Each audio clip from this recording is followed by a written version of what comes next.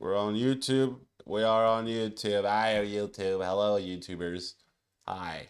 You guys were on Kick. We're on Twitch. And depending on how things go on X, we might show up there too. You already know. Okay, Mr. Andrew Tate doesn't want to calm down. Yes, disclaimer. Donald Trump Jr. and I speak to each other. When I met Donald Trump Jr., he said, if you're around on these... I like how, first of all, we gotta get into this BS, bro. I hope this nigga rots in the prison cell for eternity. And this video is so old. You're telling me he already knew Donald Trump Jr. then? Lies. Big lies. Days, I might be free for half an hour. And I was in Romania. And I flew there and I spent X amount of thousands of dollars and it paid off. And I'm very close to the Trump family. I know them well. And I spoke to Barron after the incident. And I look forward to, once I am free, being with Donald Trump in person and reminding him that he's a bulletproof badass. Is President Trump or the administration, do they have any plans to intervene in the extradition process for the Tate brothers? No. Online discussion. Whoa! Whoa, whoa, whoa, whoa, whoa. The mans who you said, yo, I done known mans for a long time. I know mans for a minute. Look what just happened. The man's humiliated you. He even humiliated you.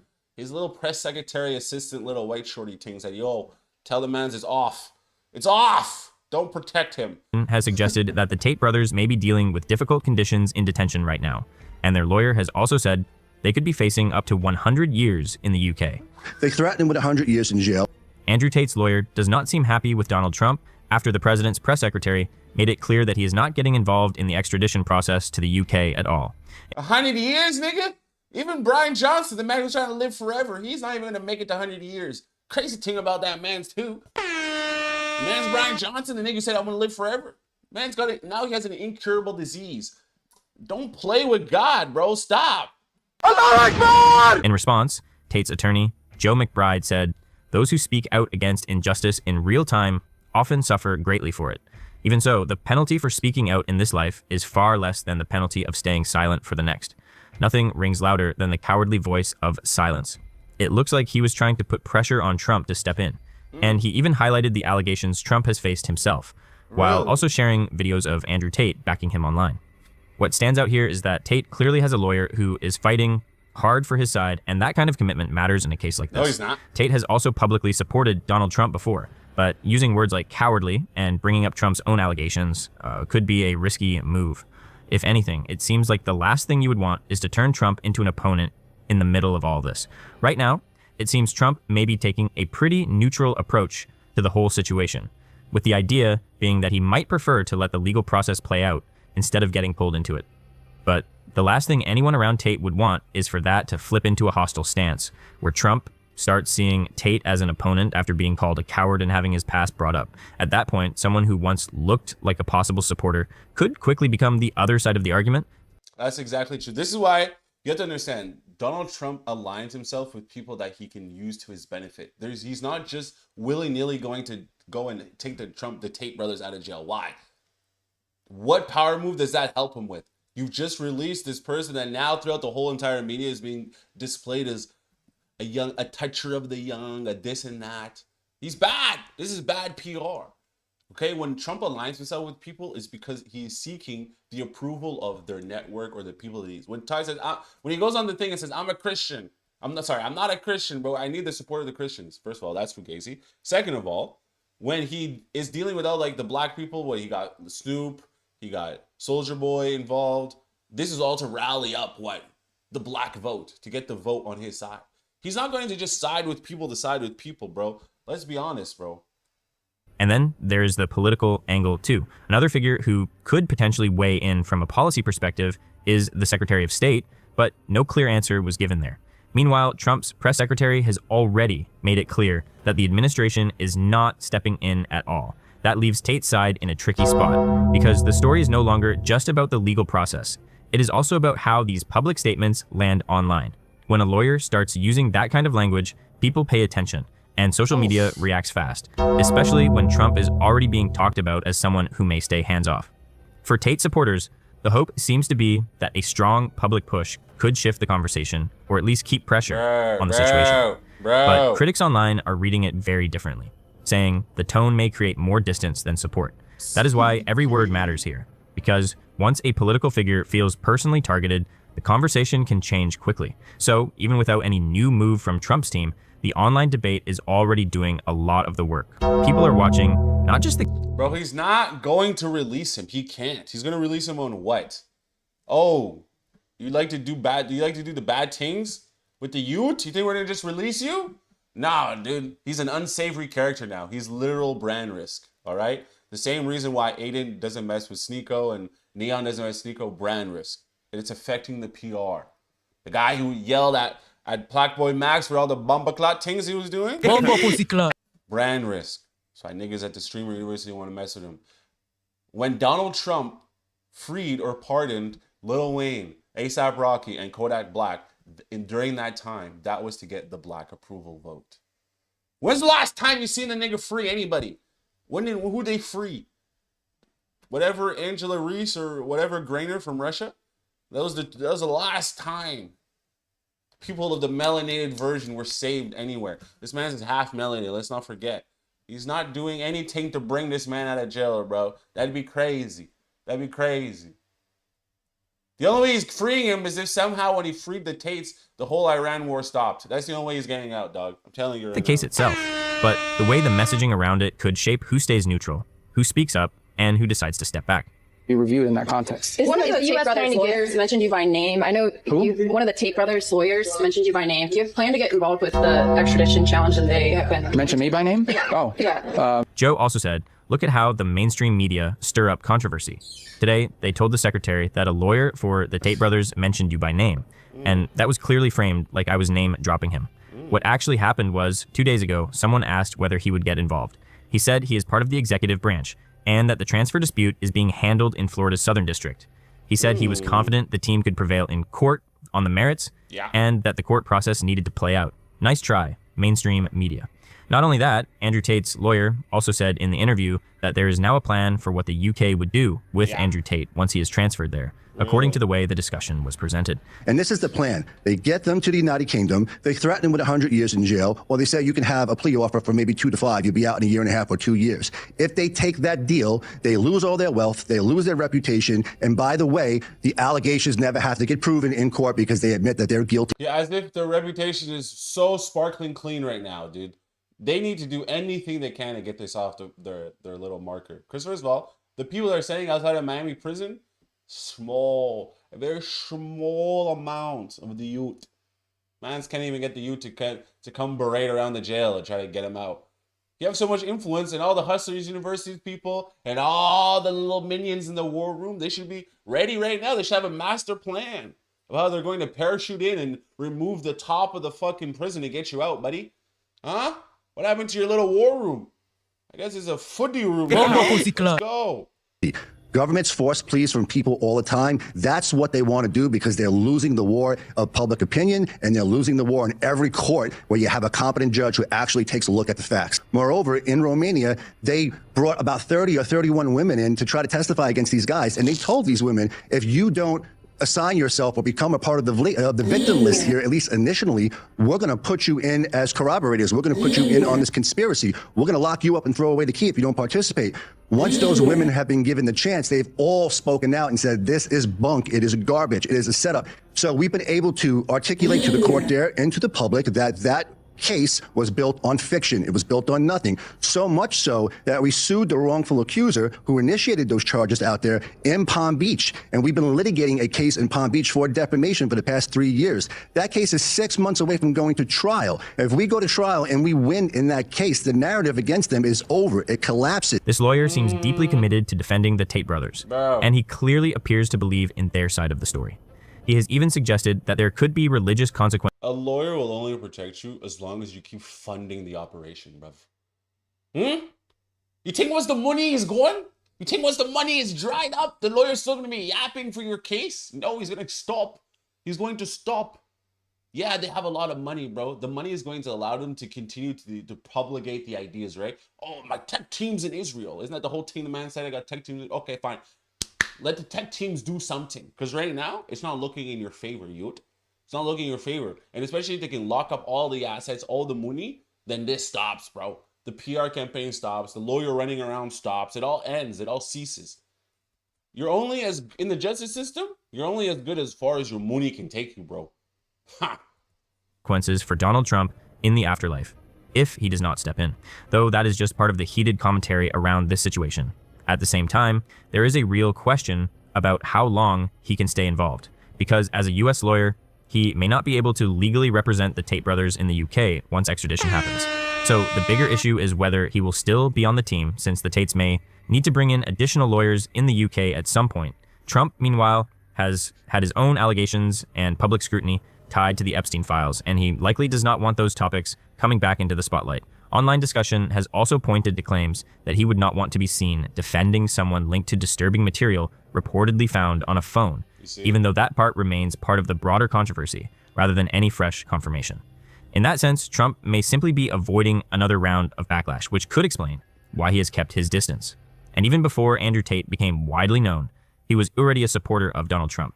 He has consistently backed him and apparently expected him to step in here too. One commenter put it this way: Andrew Tate spent years bragging about being close to the Trump family. Cut to Trump not lifting a finger to stop the Tate's extradition to the UK for prosecution.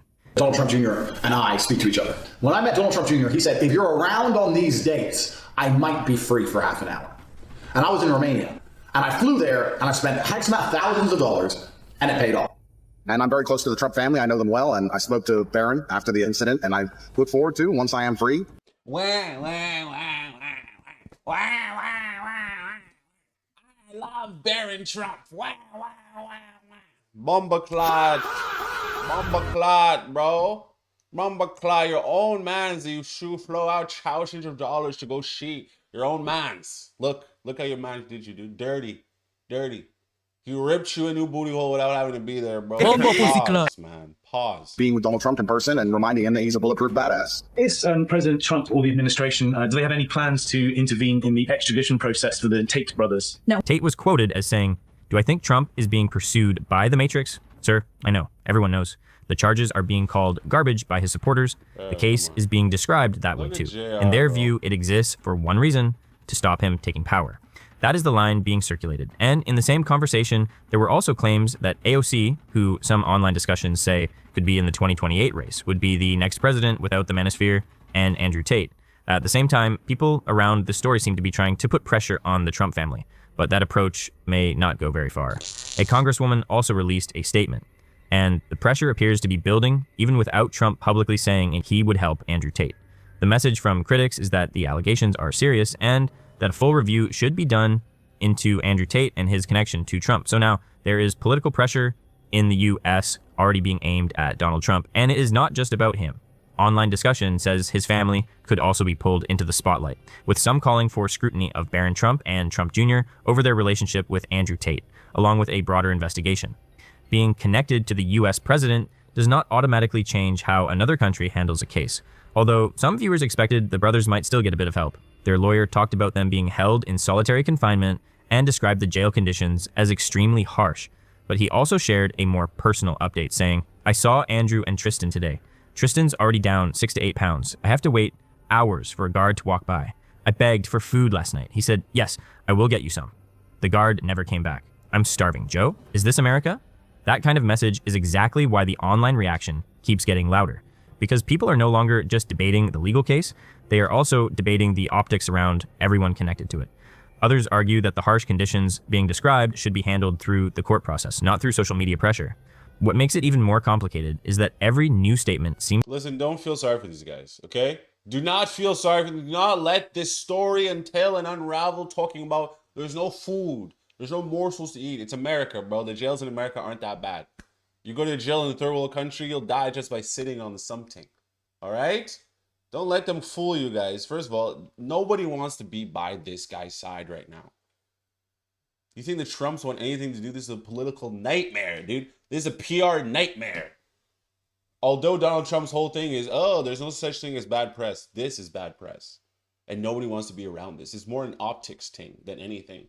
If he hadn't declared that Donald Trump could save him and kept yapping, this is also Andrew's problem. He yaps too much, bro. If he had just stayed quiet and just let the things murmur behind the scenes, maybe they could have done it without anybody realizing what really had happened. But they can't. Just having their names even near this guy is literally a barn fire. if that's what you guys call it. Seems to pull in another layer of criticism, whether it is about the confinement claims, the extradition fight, or who should and should not speak up. So instead of the story calming down, the discussion keeps widening. And that is why each new update is being watched so closely. We got the report. We saw the video. We saw Andrew wearing that beautiful purple shirt that he had on when the U.S. Marshals walked up towards him. And then all of a sudden, we saw the numbers coming out saying he's facing 42 new charges himself. Tristan, 17, 59 criminal charges. And we saw that. The question I wanted to ask you is for U.S. Marshals to come. We know Andrew made some strong remarks towards the, Governor DeSantis last time he was on with us. And there's not a relationship there. There's not a support there, whether it's the governor or Huthmaier. But and even Huthmaier, I think James Huthmaier made a comment on Twitter about it as well. But this is U.S. Marshals. So for this to happen, is this a federal thing that's working with UK to help get Tate, or is it a state thing? No, it's a federal thing. So anytime you have an extradition warrant going to an international country, it's exclusively going to be held within federal jurisdiction. That's just the way it works as a matter of law. Now, typically in these situations, when you have an ongoing relationship, for instance, a year or two ago when the guys first arrived here, there was this big announcement. DeSantis got on stage and talked about Andrew and Tristan as if they were not American citizens. They had egg on their face afterwards. But I reached out to the statewide prosecutor's office. I said, here, I'm available. I've worked with him over time. There was a criminal investigation that we dispensed with. And I said, hey, listen, if you ever get into a situation where you want the guys, or if there's a warrant and they need to surrender themselves, just let me know. Everybody knows. You just come to me, you let me know. They're not running from anything. They're two of the most famous guys in the world. We'll surrender. We'll come in. It'll be nice. It'll be quiet. It'll be easy. So what happened was a dog and pony show. This could have been avoided. They set these guys up to make it look like the worst possible PR stunt in the world. When they were arrested by the marshals, look, the marshals did their job. They were professional. They were courteous. They rolled up on the scene hard body, but that's what they do. They didn't take Andrew and Tristan's phones. They didn't take their electronic. You guys, man. First of all, PBD. I'm a numbers guy, okay? Whose PP is that? That's my PP. Whose PP is that? That's your PP. Whose PP is that? That's her PP. Who gets to play with that? I don't. Fucking PBD, bro. Anyway, you guys, listen. Let's just hope that these mans never get out. All right? Obviously, I would never wish this on my worst enemy, to go around creating stories that the man's had unsavory photos on his phone. That's crazy, okay? Never, like, if these allegations are true, I know the last whole situation was a botched job. They were trying to take them down. The Matrix is trying to take us down. Look at the Matrix attack. Blah, blah, blah, blah, blah, blah. All right? This might be a Matrix attack. It might not. But at best, please, I'm begging you, don't be one of the mans outside the jail with the sign and you don't know how to spell hero. Okay? Whose PP is that? That's mine? Whose PP is that? Is yours? Who gets to play with that? Come on. Electronics. Andrew had $2 million. Yeah, we're already streaming. We're already streaming, dog. We're already streaming. Trust, babe. Trust. We're already streaming, man. Look how a nigga I just showed you guys the whole setup here. I just revealed the sauce. I revealed the magic sauce. Come away tonight. Going to paradise. Yeah, if you guys don't know about that, that's Bumpin' by none other than our beautiful, beautiful young lady there. Creshawn. All right, goofies. Oh, Goofy Goober.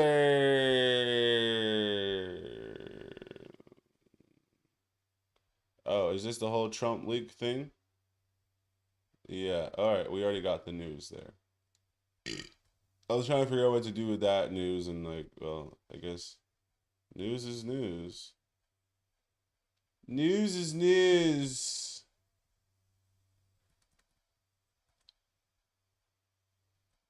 Come with me tonight. Do me in paradise. She love it, she want me. I don't even know if she wants me. Hey, yo, what's good, bro? I got a video request for you to react if you wanted to. Yes. Whoa. Sorry, guys. The chat's going crazy. I didn't even respond to the chat. Yo, what's good? Yes, bro. Throw it in the chat right now. Sorry, guys. This chat's got to make some noise. It's not making noise.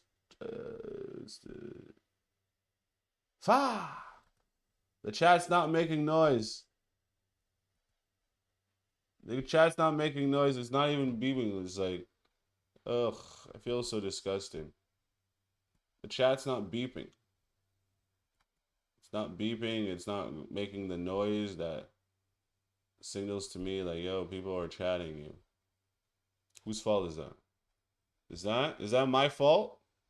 Am I to blame for the lack of connected chat? I'll take the L on that. I'll take the L on it. Why not? You know where I won't take an L? International travel for hoes. A few days ago, I made a video called Super Thick Korean Chooses Black Men and Guess Who's Mad? And it concerned a young woman by the name of Stephanie Wee. She has a Singaporean citizenship and she's currently dating what I think is a African man or a black man in that particular country. And this young lady obviously was getting a lot of hate comments, especially from a lot of white men who found her attractive. But I remember... So this is like a race thing? Always gotta come back to the race thing, huh? Bali. StephanieWee@gmail.com. All right. Remember something very, very interesting on her Instagram. And that was this. If you look at this particular post, she writes, "This is considered fat in Korea, by the way." Damn. At the time, I really didn't think about this because I know that Asian cultures really push a very thin or skinny type of look. And many women are pressured to fit into this particular profile. But again, like I said, the country in which this is really prevalent in is countries such as Korea. We have Korea here. Korea is the #1 country where looks matter. It matters so much so to the point where they have little photos on the resumes. You are not getting hired in Korea if you are not good looking. I'm talking good skin, everything, nose on point, everything. These niggas go and get surgery. It's known as a surgery fee that the daughters and the males get from their families to go make themselves look better looking so they can guarantee their job. Niggas will tell you straight up in Korea, yo, you ugly, bro? You're not working here, fam. You're not working here. Okay? I know we've all seen nasty, disgusting people working at the convenience store. Not in Korea, fam. Never thought about it. And then I happened to be on Instagram again when I got recommended this particular couple on my feed. And the name of this couple is Will and Nicole. Now, this is a very unique pairing because Will is this tall black guy from the UK and Nicole is... Dude. Look at Will. Will looks like he could do your taxes real good. Unique pairing because Will is... Look at Will, dude. Tell me this nigga doesn't look like he could do your taxes. Tell me this nigga doesn't look like he pulls up on a folding bike. Tell me Will is the type of nigga that dips his spaghetti into French onion soup. Tell me he's not. This tall black guy from the UK and Nicole is this very short, petite Asian lady from Malaysia.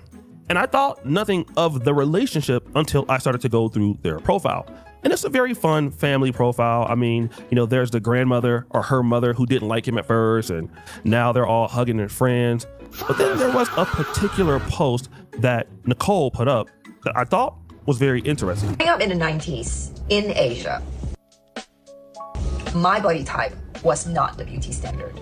The beauty standard was thick, thin, like Kate Moss. And when I was growing up, I get teased a lot. I was called big bone, big thighs. So now she's, because of that counter of having to grow up being constantly berated, now she's an extreme workout shorty. Okay, that's not a problem. What you also have to understand is the idea of this beauty standard. Yes, the beauty standard can exist, but I will tell you this, the beauty standards changes all the time. So now all these girls that are getting the BBLs and the implants, guess what's happening? There's a lot of people who are actually taking them out. They are taking out the Dr. Miami silicone injecting into the body. They're taking it out, removing it, because they understand this is ridiculous. How can we walk around looking like imploded muffins, bro? Big bum. Now, she grew up in Malaysia in the 90s, and her body type was made fun of. She was called big thighs. She was called names that insinuated that she was fat, big bum. And I thought that was interesting because if we really look at her body type and her build, we wouldn't think that this person was fat at all. But when we look at her perspective on things, this is similar to what you see with Stephanie Wee out in South Korea. And so the first question I want to ask, if either of these ladies had fit the body type of the men that they desired, would they be dealing with black men? And the question is most likely not. This doesn't mean that they are not attracted to black men or they wouldn't give black men a chance. It would just be easier to stay within the culture, just like how it is for black men in the black community. For somebody like me, I grew up in Del Paso Heights in Sacramento, and it's still much easier for me to deal with somebody, in the black community, even though you might see somebody that's Caucasian that's attractive, you might see a Latina that's attractive, but still it's just easier to stay within your own culture where you know things, you have understandings of what's going on, and you get more approval from the people that you grew up with. And then you kind of want to make people in the culture happy, especially in the Asian cultures. And this will be no different in the black cultures. And this doesn't make anybody racist. It just indicates preference. There's a big responsibility on all of us, no matter what culture we come from, to conform to that particular culture. So my answer would be absolutely not. He's right, But then let's talk about these body types, right? She is called in her culture thick, big thighs. Now, if we look at her again, that's not what we see in the black community. When we see somebody big or thick thighs, we're talking about somebody who looks like what you're seeing in the background, all right? And for us, most black men, and it doesn't matter where you're coming from. You could be from the black community. This could be Jamaica. This could be Uganda, Kenya, South Africa. Most black men, African men have almost very similar tastes, which is why it's very easy for brothers to want to go to South Africa. It's very easy for brothers to want to deal in certain parts of. Good God. Oh, God. Oh, wow. That makes a nigga salivate right there. That's good stuff. Listen, I will say this, guys. I think a lot of times when you're dealing with these overseas shorties, yes, the body and the buckets and the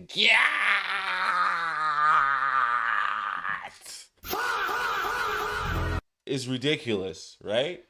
The yacht is ridiculous, right? But you have to also keep in mind, a lot of these shorties that are in Asia, they're very docile and submissive and nice, okay? They're very docile and submissive and nice. Whereas a lot of the black American shorties, which some of these brothers might be running away from, are very combative and they don't like to listen. Now, this is a generalization, of course, but it's definitely a reason why the passport bro idea exists. Okay, let's continue. Afro-Colombia, Black Brazil, Uganda, you name it, because the types of bodies are the same, right? And they promote the same things, which is the reason why intercultural marriages is so high amongst black people and black men in particular, amongst the diaspora. But in her culture, this is unattractive. However, if you look at somebody like Stephanie Wee, she fits the prototype of what a black woman would look like in the black community. If you put them side by side, obviously Stephanie Wee is not as thick as them, but she is closer to them than, let's say... What? That's not real. I don't know if y'all know that. Hold on. Stephanie Wee, come on, bro. That's like a basic. This is like entry level booty. Like, it's good, it's nice, but it's definitely entry level. Okay, it's entry level, dog. What do we got going on here? It's not as thick as them, but she is closer to them. God doesn't build people like that. I'm so sorry. God does not build anybody like that. This doesn't even make sense functionally, like visually. It doesn't even make sense. I don't want to be the type of nigga to hate on anybody that can't, you know what I mean? Because there's a bigger issue when it comes to body modifications and surgeries and stuff. So I don't want to hate on anyone. But let's just tell you this. God didn't make that, okay? Him, then let's say Nicole is, all right? Now let's look at Nicole, who is thin, but she is Asian. Now, the one thing about black men is while black men can prefer somebody who is thicker and has more body, black men are also, I believe, more adjustable on the kind of women that they can date. Black men can date somebody who is, super thick. The crazy thing about a shorty that's built like that is like, yo, okay, like a couple of rounds at the Ramada Inn, Hotel Express, sure. Take you around to the homies, yeah, more of like a flex thing. But yo, take you around to family functions and hang around my mom, bro. It's a little bit embarrassing, bro. You're just built like a crazy blowing out blimp balloon muffin thing. It's like, it's a little bit embarrassing, you know. I'm just saying. Shorty's booty so big it's embarrassing. Ah! Black men can date somebody who is completely skinny or even on the heavier side, you know, and that really helps black men in the dating market because our range is so vast. Whereas other groups of men tend to have more restrictive dating patterns. Not everybody, right? But again, because of their cultural dating habits, they could obviously see a woman that's black and think that she's attractive and all that. But again, pressures to conform will take over. Nobody really tells black men that you shouldn't date this girl if she's fat, or you shouldn't date this girl if she's skinny. Like, we really don't hear that, at least when I was coming up.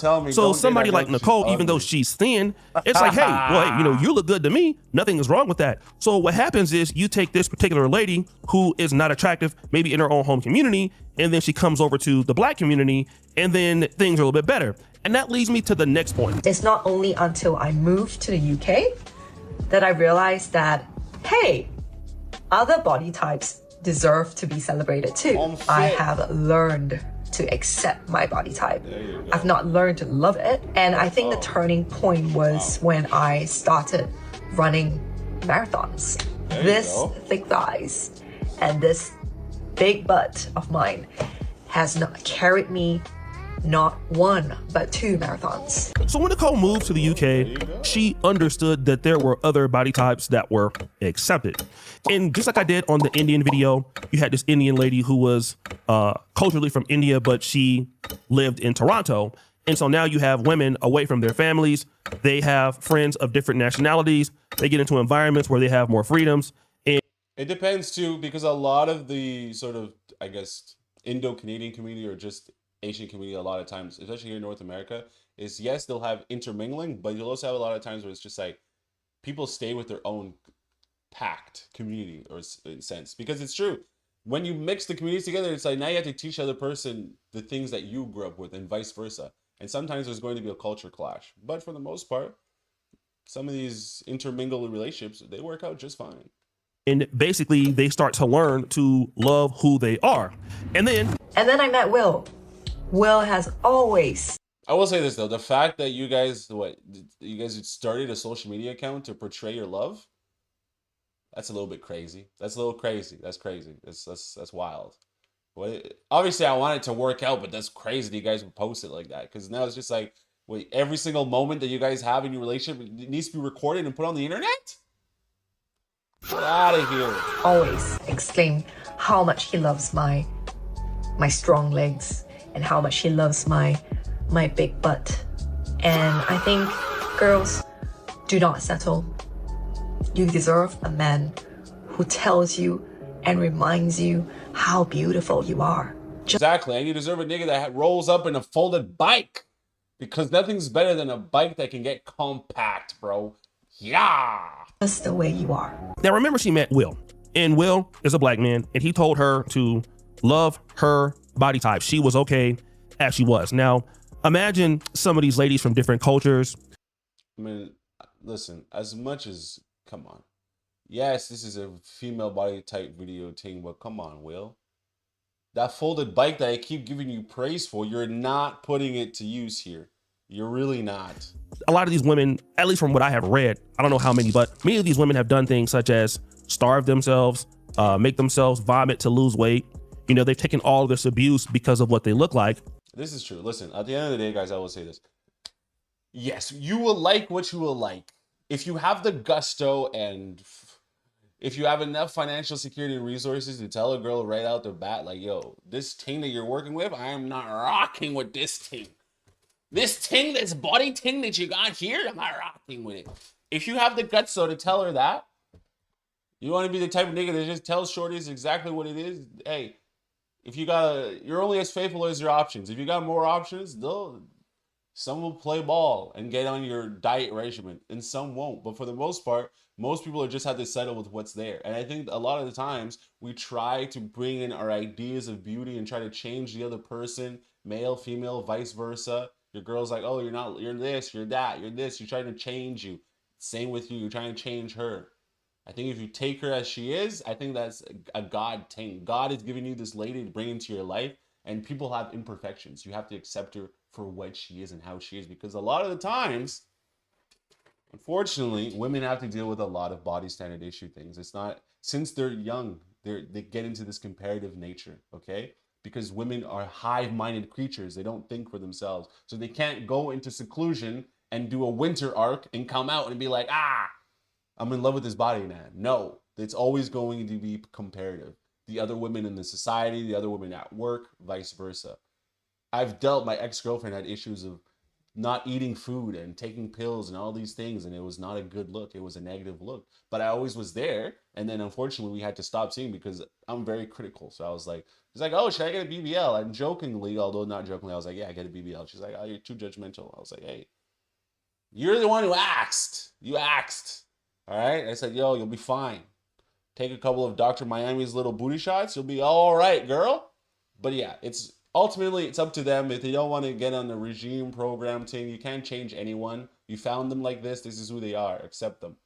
And they have tried and tried and tried and, have gotten as skinny as they could. And still, nothing is working to the satisfaction of the market that they're trying to appease. Wow. And then here is a black man who has more open standards when it comes to looks and things of that nature.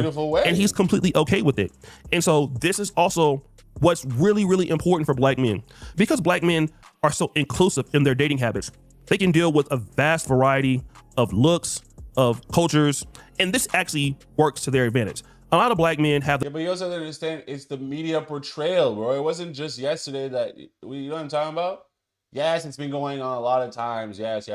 Back in the day, the white man, the black man with the white woman. But all of these things that made it so it's like they try to force segregation. They just made everybody else be more intrigued. Why would this race of people be so hated on? Maybe there's something interesting here, you know? That's why it's like you can have the brother who dates multiple different types of genre of people. It's because the media has put us up on the pedestal, bro.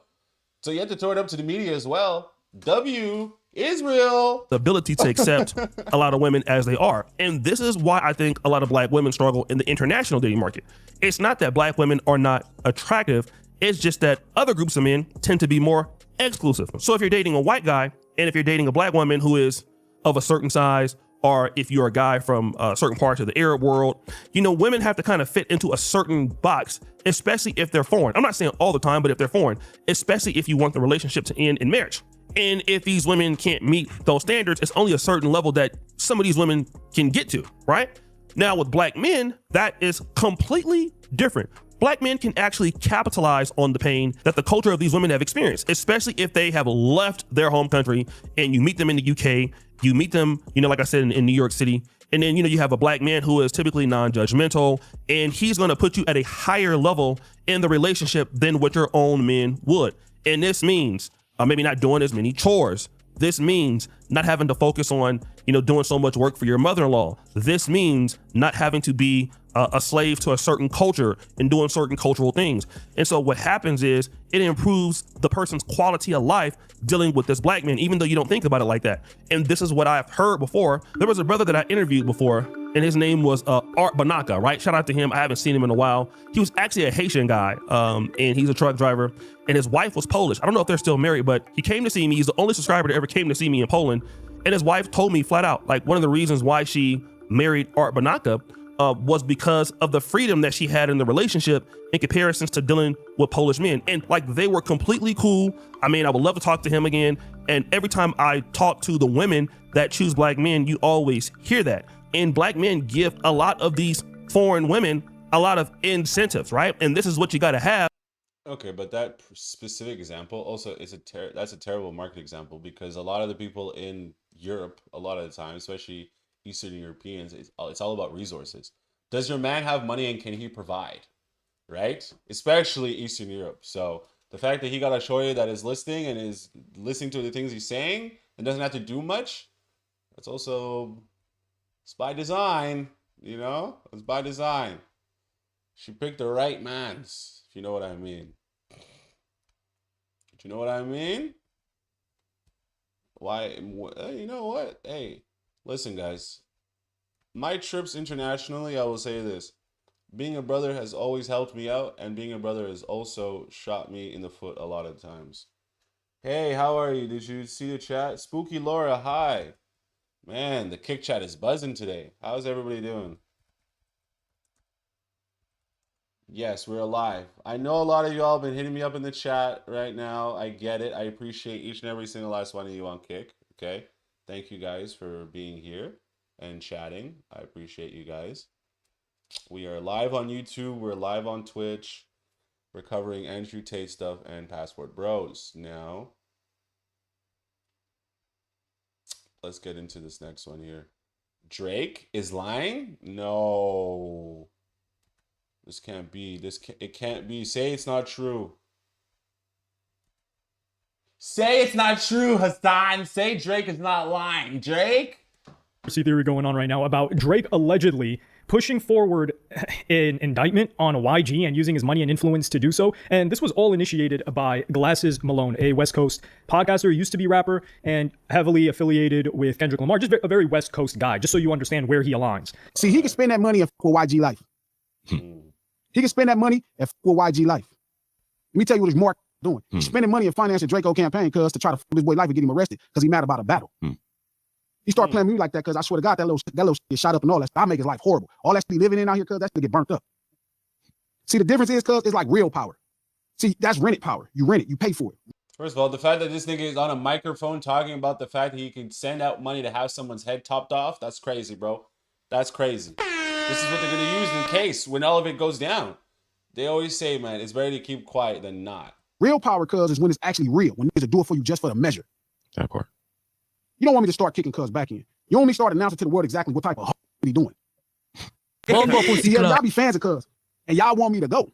I'm not really tripping about, it's not an important topic, cuz. You wanted to do it. This ain't no conspiracy. This is a fact. So this was very bizarre. Now, first off, you had the person that was bringing this to the forefront, this whole situation, because this all relates back to LA rapper Draco the Ruler's murder that happened years ago. Flacco, Poetic Flacco from No Jumper, well, really just Poetic Flacco now, he was the first person to bring forth, hey, this is the exact guy that killed Draco the Ruler. And Munchie B, who was a member of No Jumper and allegedly is like cool with the guy, he would say, I'll pass the bottle to Draco the Ruler's killer. He's cool with him. So he names this guy. Flacco names this guy. Later on, we see YG, not only YG, we see the California Highway Patrol. They pull up to No Jumper. Adam 22 talks about they wanted to speak with Munchie B. They also wanted to ask him some questions. And then we see them, because this is still an unsolved murder. And then we see them pull up on YG. He gets detained before he had a show, the Versus battle with The Game that same night. So this is odd. But then YG he reposts this clip and says, say it ain't so. And then he says, red alert, B team tap in. Now B team is the gang that is like some blood said or something like that. I don't like to get too much into the gang stuff. So we need that for some pretext before we get to the next part. So the theory that they're trying to purport, I'm guessing not just Glasses Malone, because Karen Civil, who's close with YG, she would also say that, oh, they need to turn this up in a now deleted tweet. But it initially was a real tweet. And Karen Civil is somebody that has a history within the industry, a history with YG. And there's a Karen Civil, a type on Drake's team. And I wouldn't say that they're at odds, but clearly Karen Civil does not work with Drake. And there's fixers on like most top people. Like for example, Cardi and Uzi. I don't know if they have the same fixer type, because remember when Uzi pulled up on his ex-girlfriend Brittany and St. John, and she was pregnant, I think, and they said that he put a pistol to her stomach and that just poof went away. And Cardi, every single incident keeps going away. And also, well, Drake doesn't really have anything like that we've seen, which just goes to show maybe his people are even better, that it never even leaks or gets out to the public. But Karen Civil, she handles a lot of this stuff. She has a checkered past in that a lot of people have accused her of taking advantage of them. But when you're in a field like her, like digital marketing, people will pay her for stuff. She may give the services, although people have said that she didn't give services. But then if people don't get the results that they thought they would get, then they blame her and make her look bad. So that's why I don't want to fully just knock on Karen Civil. But she is somebody in the industry. So when she amplified this, it got really suspicious. And then Adam 22 would say that he spoke to Drake and asked him some questions, which got me scratching my head. They went back and forth. We don't need to rehash that. But it occurred to me like, man, that's so weird that Drake like gave Draco a verse seemingly out of nowhere. Like, and they hung out at the club one time, like, a couple little things like that. That's kind of crazy, right? So I asked Drake about that. I said, when you reached out and worked with Draco, was it partially to throw shade at YG? He said, absolutely not. He said that Oliver put him on to Draco and that he didn't even know about Draco and YG having issues until later on, i.e. like when Draco was already gone, which I'm not gonna lie. I knew there was like venom being thrown back and forth, but I just I wasn't tapped in enough to know that this was going to go in this direction, that it was this serious. First of all, Adam 22 is not the hood nigga to be tapped into this kind of stuff. Neither am I, really. I can just cover it and rehash what the niggas are saying. But I'll tell you this, a lot of the times when it comes to street beef, it's completely pointless and ridiculous. And a lot of the times, most of us are too employed and have too much common sense to fall into the nonsense of, you did this with this person, blah, blah, blah, blah. It's just literally a bunch of grown men going, wah, wah, wah, wah, wah. All right, let's get back to the video. You know, I didn't know that we're gonna kill him. Anyway, that's just a tidbit that Drake made clear is that him co-signing Draco was not a great way to get at YG. Now, what I didn't ask him, and I actually thought about it afterwards, and I was like, damn, I should have asked this as a follow-up question, but it would have been kind of weird because it was like hours later. But what I should have said was, did YG say anything?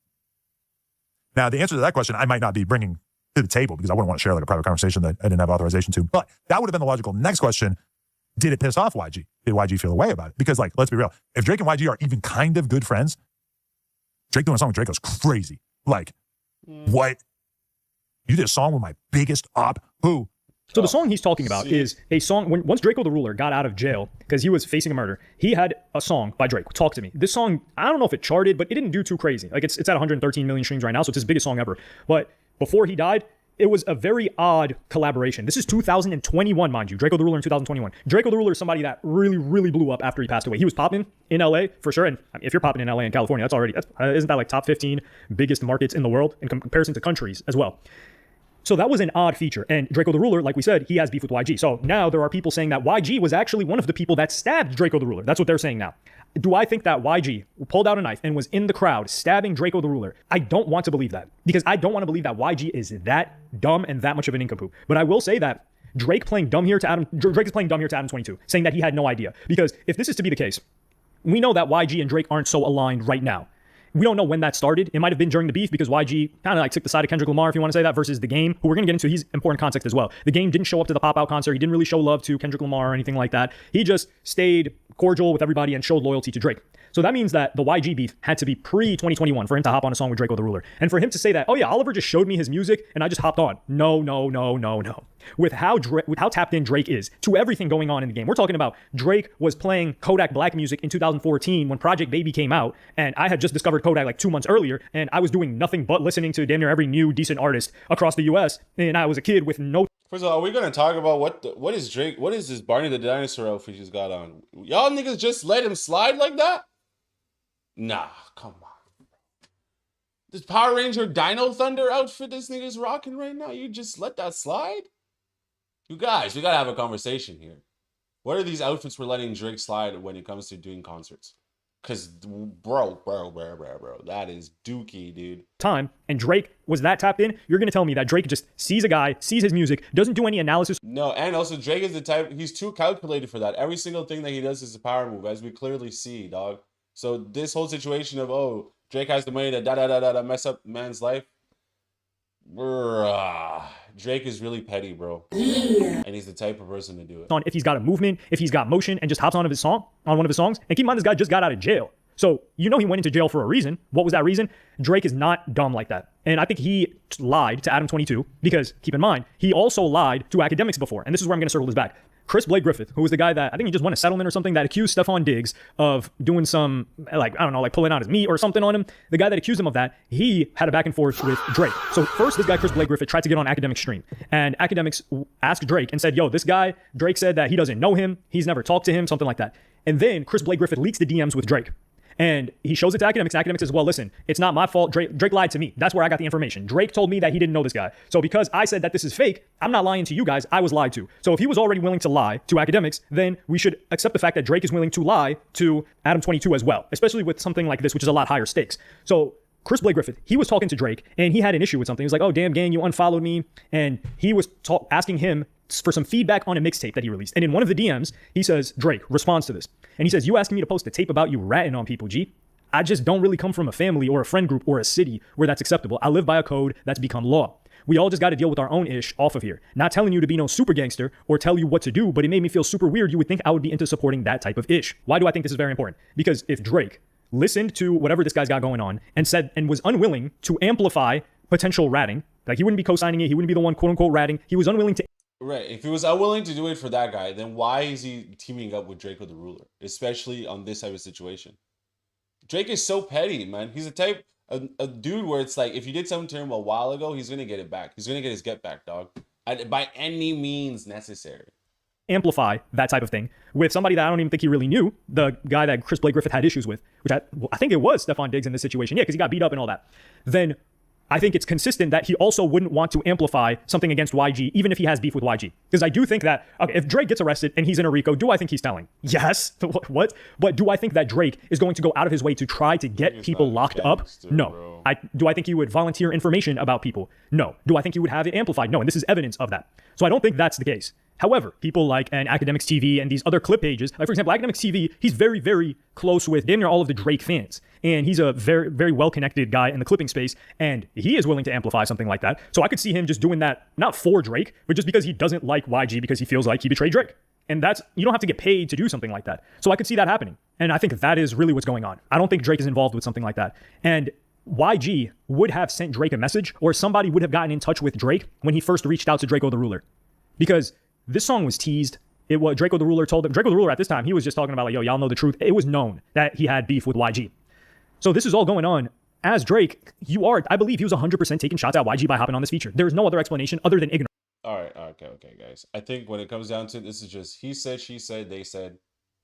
Until something happens, unfortunately, when it comes down to a lot of this rap beef, it's just one person's side of the story against another person's side of the story. That's really all this is. To be in conclusion, to conclude it, because there's 2 minutes left? If you want to find out nothing has happened yet. The beef is just beginning.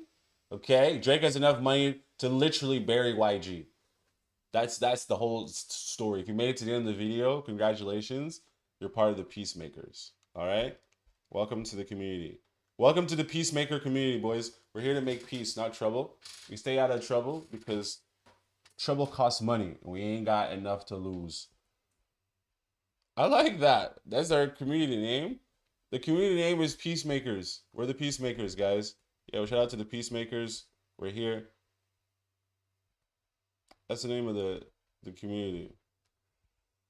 We're the Peacemakers. We don't look to cause trouble because trouble costs money. And we ain't got none to bear. Alright? We ain't got money to chill around like that to catch a case. Rappers who got too close to motorcycle gangs. Rah! Rap. It's gangster. Next up, we got Demons Row with rappers who got too close to motorcycle gangs. Rah! Motorcycles, gangsters, wow. Clubs and rappers have been colliding for decades. Drake wears 81 support gear. The Hells Angels sued Young Jeezy and Chris Brown. Killer Mike said they have white gang privilege. You saw it in fashion with Tupac, Jim Jones. No one can deny DMX and the Rough Riders influence. Today we're breaking down when motorcycle clubs and rappers collide. Let's get into it. Explosion. We run the night. We run the night. Run. Big shout to the Ghosts and the Ghost sets. I'm Sos the Ghost. This is Demons Row. Let's talk about 3 rappers. I will say this. Shout out to the, shout out to the Angels for always holding me down, bro. Back in the day in Vancouver, back in my early 20s. Shout out to the Angels for always holding a nigga down, man. Whenever a nigga needed something, these were always the niggas, bro. These were always the chillest guys, you know? They even invited me one time to go to their Christmas dinner, dude. That's how chill these niggas are. I know they're not niggas, but... you know what I mean? So I never, listen, I'm not street affiliated with nobody, but everybody loves me. All right, let's get back to the video. That crossed the Hells Angels. And then we're going to talk about a lot of other things involving the culture. Hip hop has borrowed a lot from biker culture over the years. Leather vests, Harley Davidsons, boots. But these rappers found out there's one thing you don't borrow. The Hells Angels identity. First up, Young Jeezy. Back in 2013, Jeezy's clothing company, 8732 Apparel, released a denim vest with a winged skull on the back. If you know anything about the culture, this is a no-no. The Hells Angels said it looked too much like their federally protected Death Head logo and sued for trademark infringement. They wanted the merchandise pulled from stores. When it comes to MCs, go and watch all the MC shows. You can't just wear the patch. You're not a patched member. It's like being a made man. You're not made. You can't wear the patch. Especially if you're just going to start like a random motorcycle club randomly. You just start your own patch. Guess what? Other motorcycle club members, they're going to approach you and they're going to start beef. Because, bro, you're just another club. Who let you be part of the gang? Who let you be in the community? What do? There's too many, like, being a more, like, most of these gangs that function, they have a real hierarchy and rules, bro. You can't just do whatever you want. Demanded damages, and the case was eventually settled out of court. Then you got Chris Brown. He never got sued, but his Black Pyramid clothing line dropped a biker-style vest. Same deal, had that Hell's Angels kind of feel with the red and black colors, oversized over black lettering, and a three-piece patch layout, looking way too close to a Hell's Angels cut. Whether it was intentional or not, bikers made one thing clear. That is not a fashion trend you want to play with. Then came St. John, another rapper. When he released While the World Was Burning, the Hell's Angels challenged artwork and branding they believe crossed the line into their protective trademark. Instead of dragging it through a long court battle, the artwork and the branding were changed. See, most people don't understand. The Hell's Angels aren't just protecting their logo, they're protecting decades of history, members who earned those colors, and a reputation. They're protecting hundreds of years of racism, bro. What, you think you just be a melanated nigga and join their group? I don't think so, bro. I don't think so. This ain't Sons of Anarchy. They're not just letting melanated brothers join because the rules are outdated. The rules are antiquated. So now they're going to let a couple brothers into the group. Sorry. You think the niggas that invited me to go join them at Christmas dinner, you think they're inviting me there because I'm a patched member? No, they're inviting me there because they say, yo, this nigga's nice. Shout out to those niggas too. Man, y'all are just crazy. First of all, the St. John thing was crazy because that whole aesthetic for the world is burning was all motorcycle stuff. But why did you have to go and make the logo like that? You could make anything, any logo. Come on, man. Respect the cut. Built over the generations. And one thing that's a super fact about them is they got a gang of lawyers with them. So if you're inspired by biker culture, that's one thing. But once your clothing, artwork, or branding starts to look like a club's property, that's where the line gets drawn. They all had different stories, but it was the same lesson. Don't mistake Outlaw Motorcycle Club identity for fashion. Now, a lot of people ask, why is Drake wearing 81? Another rapper affiliated with the Outlaw Motorcycle Club lifestyle. If you walk past Drake wearing 81 support gear, you probably would think it's just another number on a shirt. If you don't know, a motorcycle club member wouldn't. They know exactly what they're looking at. See, 81 isn't just some random number. In the motorcycle club world, it stands for H&A, Hell's Angels. H is the 8th letter, A is the first letter of the alphabet. That's why 81 has become one of the most recognized support symbols associated with the Hell's Angels. Now, wearing 81 support gear doesn't automatically make somebody a Hell's Angel. It doesn't work. It's not like buying a New York Giants hat and then suddenly you're part of the team. That's just not how it works. But don't get it twisted either. In the motorcycle club world, symbols matter. Numbers matter. What you wear can say a whole lot more before you even open your mouth. So when one of the biggest rappers on the planet gets photographed wearing 81 support gear, people are going to ask questions. Was it respect? Was it fashion? Was there a personal connection? Overnight, everybody had an answer. Then the internet did what the internet always does. Everybody suddenly became a motorcycle club expert overnight. Half the comment section couldn't tell you the difference between support gear and a support club, but somehow they already had the whole investigation solved. That's the power of symbols. To most people, it was just a shirt. To MC culture, it started a conversation. Let's talk about the rapper Killer Mike. He sparked one of the biggest debates between hip-hop and MC culture when he said the Hells Angels have white gang privilege. His argument was simple. The Hells Angels can trademark their logo, sell official merchandise, sue for people copying it, and legally protect their brand. Then he went on to say, try turning the Bloods or the Crips into a legally protected brand and see how far that gets you. That's the point Killer Mike was making.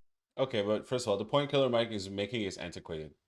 Because there's a certain level of organization that these people do, right?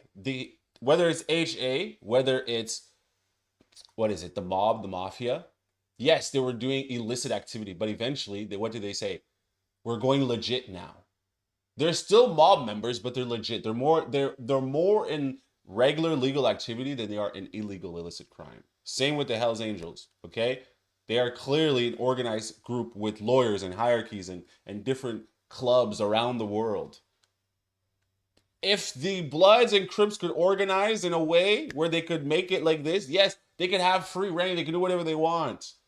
But they can't organize. This is the difference between the motorcycle clubs and the little street gangs. Now, whether you agree with him or not, he wasn't making it up. The Hells Angels have spent decades protecting their Death Head logo, and it's just plain and clear that the Bloods and Crips cannot do the same thing. They've sued clothing companies, fashion brands, artists, and rappers. They protect that logo the same way Nike protects the swoosh or Harley Davidson protects the bar and shield. But a lot of people in the culture pushed back when he said that. They said Killer Mike left out the other side of the story. The Hells Angels have also spent decades dealing with federal investigations, RICO cases, prison sentences, and constant law enforcement attention. So if we're keeping it real, is it privilege or is it simple trademark law? They handled their business the right way, got their paperwork right. Whether Killer Mike was right or wrong, he exposed something some people would not stop to think about. Why can an organization legally protect its identity in court while the other can't? So what do you think? Is Killer Mike speaking facts or was he completely... Killer Mike is speaking facts, okay? It makes sense. One is able to organize and protect their branding and imagery and copyright their images, and the other hasn't even... The blending, do they even have a logo? Let's start there. Do they even have a logo? wrong, or if brothers want to create something, they need to get their paperwork right. Now, let's talk about the only outlaw 1% diamond holder / rapper ever signed to an actual record label, Sean P from the Youngbloods. And I'm not talking about independent, I'm talking about mainstream. Let me know in the comments if there's someone I'm forgetting. Maybe there's someone that slipped through the cracks that I'm not thinking about. But Sean P doesn't just dress like a biker. He's a member of the Outcast Motorcycle Club, one of the most respected black outlaw motorcycle clubs on the planet. You can see him wearing his Outcast colors, riding with club members, and representing the club publicly. One of the best examples is the Down to Die video featuring my brother xCephasx, who is a talented motherfucker. If you've heard his music before, xCephasx is fire. In the video, Sean P has his real Outcast MC members appear alongside him. That's what separates Sean P from most rappers. A lot of rappers borrow the image, Sean P lived it. When I think about the crossover between outlaw motorcycle club culture and hip hop, 3 rappers immediately come to mind: Tupac, Jim Jones, and Young Jeezy. Oh, matter of fact, 4. My guy Young Buck, who actually rides Harleys. If you think I'm leaving somebody out, let me know in the comments. Let's talk about Tupac. Tupac embraced that outlaw biker look on many occasions before it became common in hip-hop. While most rappers were rocking jerseys, tracksuits, and oversized sportswear, Pac was wearing leather motorcycle vests, boots, outlaw vibes. He wasn't just making music, he was introducing a whole different image that stood out from everybody else. Now, I know what some of y'all are thinking.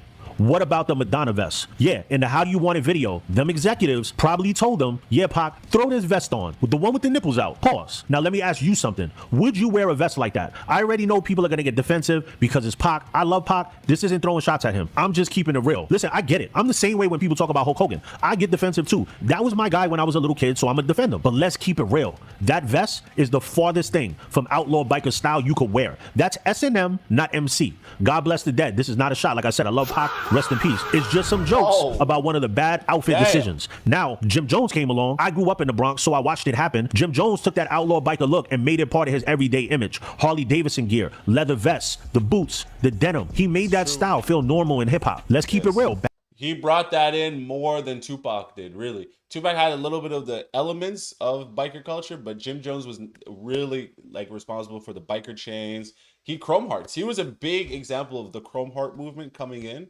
Jim Jones. Back then, everybody was wearing t-shirts down to their knees, baggy jeans, looking like they were signed to Cash Money Records. If we're keeping it real, Jim Jones looked like he was about to hop on a Harley. Whether people want to admit it or not, Dipset influenced how a whole generation dressed, even down to Cameron with the pink and the bandanas hanging down the sides. That was Joel Santana. They influenced a lot. Then there's Young Jeezy. Jeezy embraced that same outlaw biker aesthetic, so much so that his clothing company 8732 Apparel ended up with that lawsuit with 81. But if you see his videos, he has the vest, he has the outlaw look, he has the, I think, Road King in one of the videos, fire one, you know, choloed out. It shows you how closely outlaw biker culture and hip hop have been connected at times.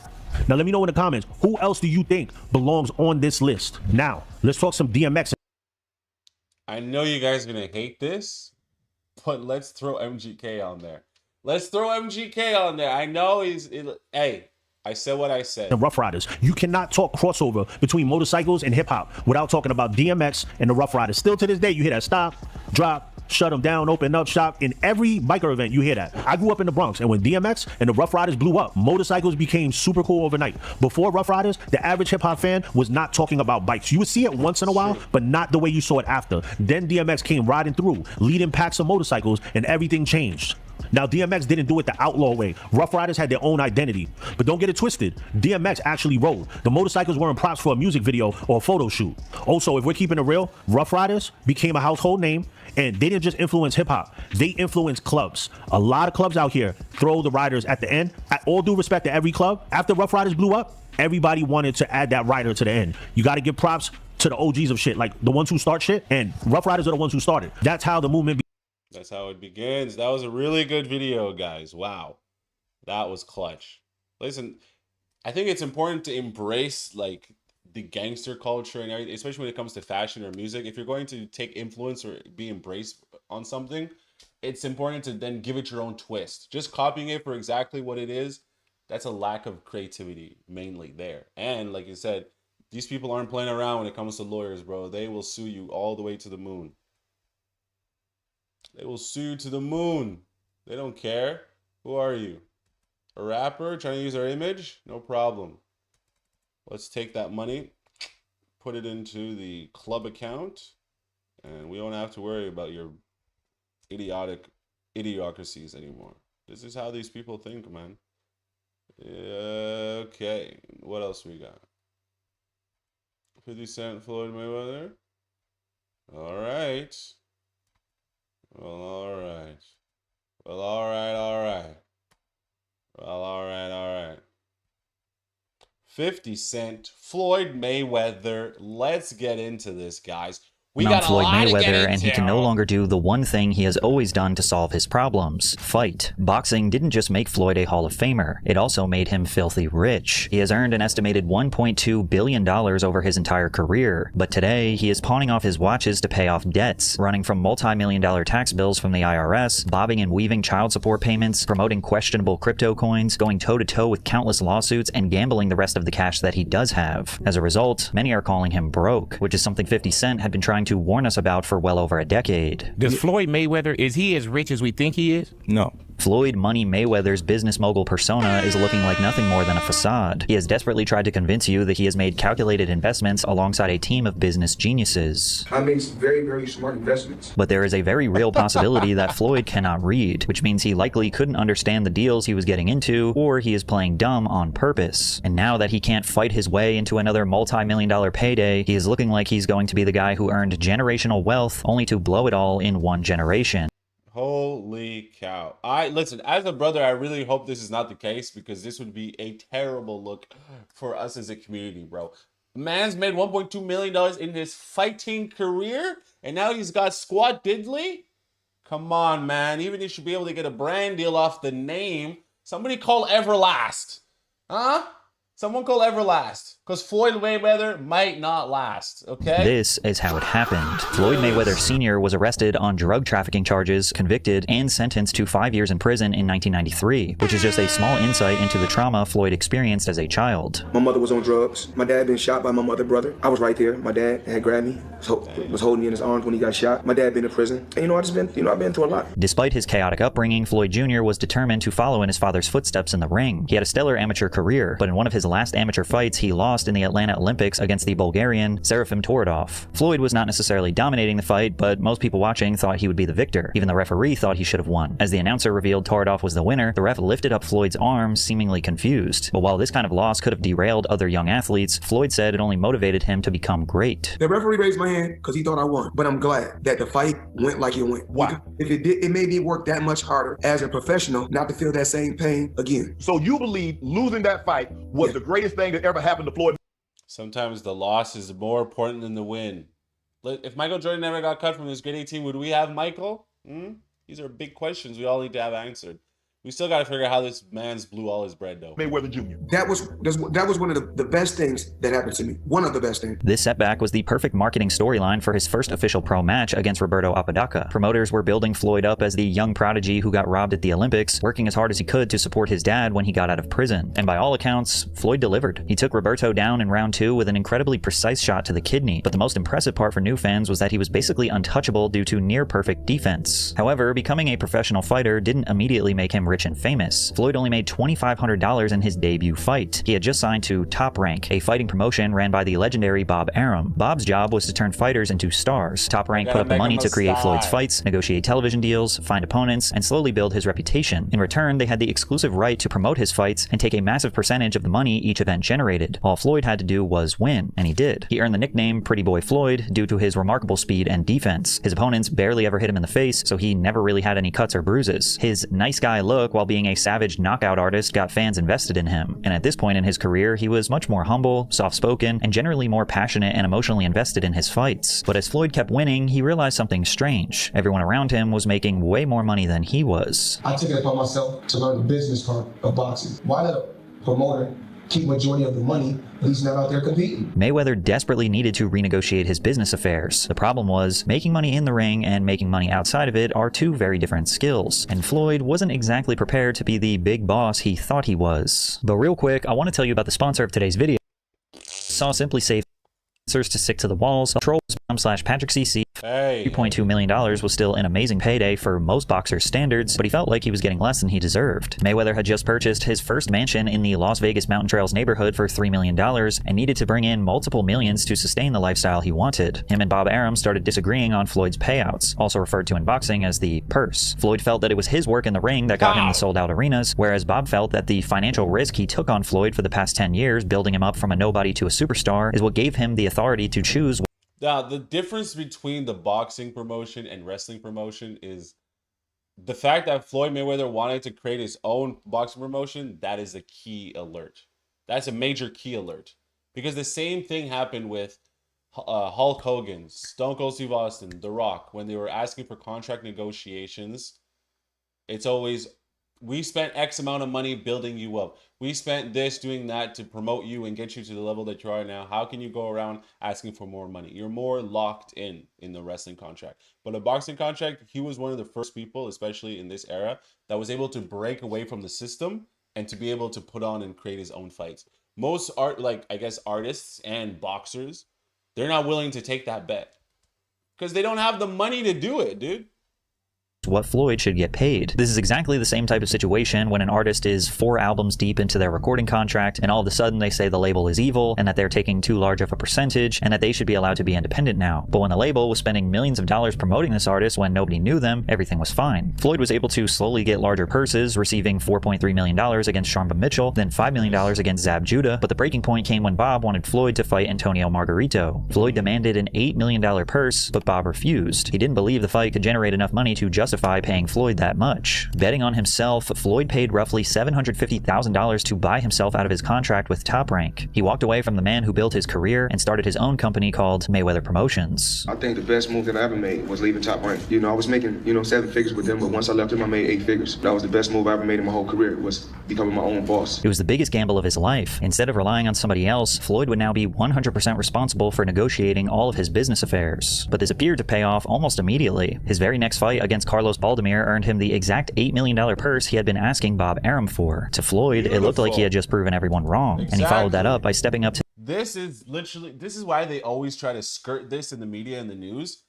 When the big purse maker, the big money maker, the golden goose now decides to leave the institution that built him, it creates a bad image. It leaves a sour taste in people's mouth because they need you to believe that you need them. Whether it's the record label, whether it's the promotional house, whatever the case might be, they need you to believe that you need them. When that isn't necessarily the case at all.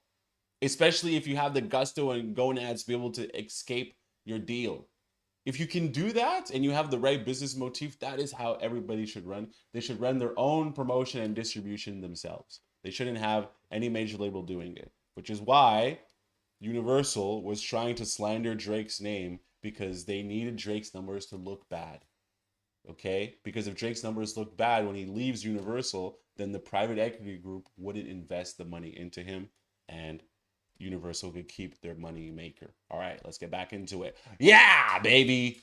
Legal stuff. We love it. To the biggest challenge of his life, fighting the legendary Oscar de la Hoya. Oscar was universally loved, called the Golden Boy with his nice guy personality. But Mayweather Jr. had a very similar image, and if he was going to sell this match, he would have to become the villain of American boxing. Look me in the eye right now, Oscar. Look me in my eye. I'm gonna beat you. I'm the top drawer. You remember that?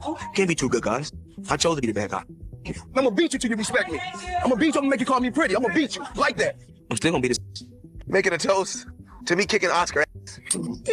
Here we are in the biggest fight of our lives, and you have the pound-for-pound champion of the world acting like out of his mind. He couldn't control himself. I'm gonna make it a rough and tough fight come May 5th. I'm so scared. Hi, my name is Oscar de la Hoya. I'm gonna do this. You ain't gonna do shit. HBO's 24/7 gave fans a closer look at Mayweather's personality. One boxing journalist wrote, Let's just think about it this way. If he was just supposed to play the nice guy, this wouldn't have turned out the way it is.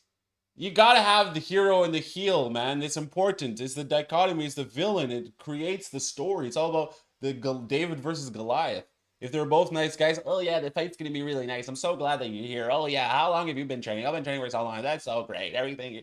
Oscar de la Hoya, you're so good. Floyd Mayweather, you're so good. That would have been boring, dude. He had to turn into the villain. Then he could make even more money if you're hated. It creates more controversy. Let's go, man. Shout out to Floyd Mayweather. He was loud, he was obnoxious, he was arrogant, and he had no problem painting himself as the villain. He read the landscape and figured he could make money as the bad guy. If everyone wouldn't pay to see him win, maybe he could get some people to pay to see him win and others to pay in hopes that he would get his big mouth shut for once. Floyd's promotional efforts paid off big time, achieving 2.4 million pay-per-view buys, making it the highest grossing non-heavyweight pay-per-view event ever. Mayweather walked up to the ring wearing a sombrero and a bedazzled Mexican flag to taunt Mexican fans rooting for De La Hoya. But when they entered the ring, it was clear that Mayweather was going to have to pull out every defensive tool he had in his arsenal. De La Hoya had a deadly focus, and all of Floyd's mental tricks seemed to be meaningless as he continued to find himself back into a corner. It was the toughest match that either of them had ever fought, and Floyd barely came out on top with a technical victory. Mayweather ended up winning by split decision, securing him the WBC welterweight championship title and keeping his perfect unbeaten record. Floyd Mayweather Jr. had officially reached the top of the mountain in boxing, and this fight earned him a staggering $25 million.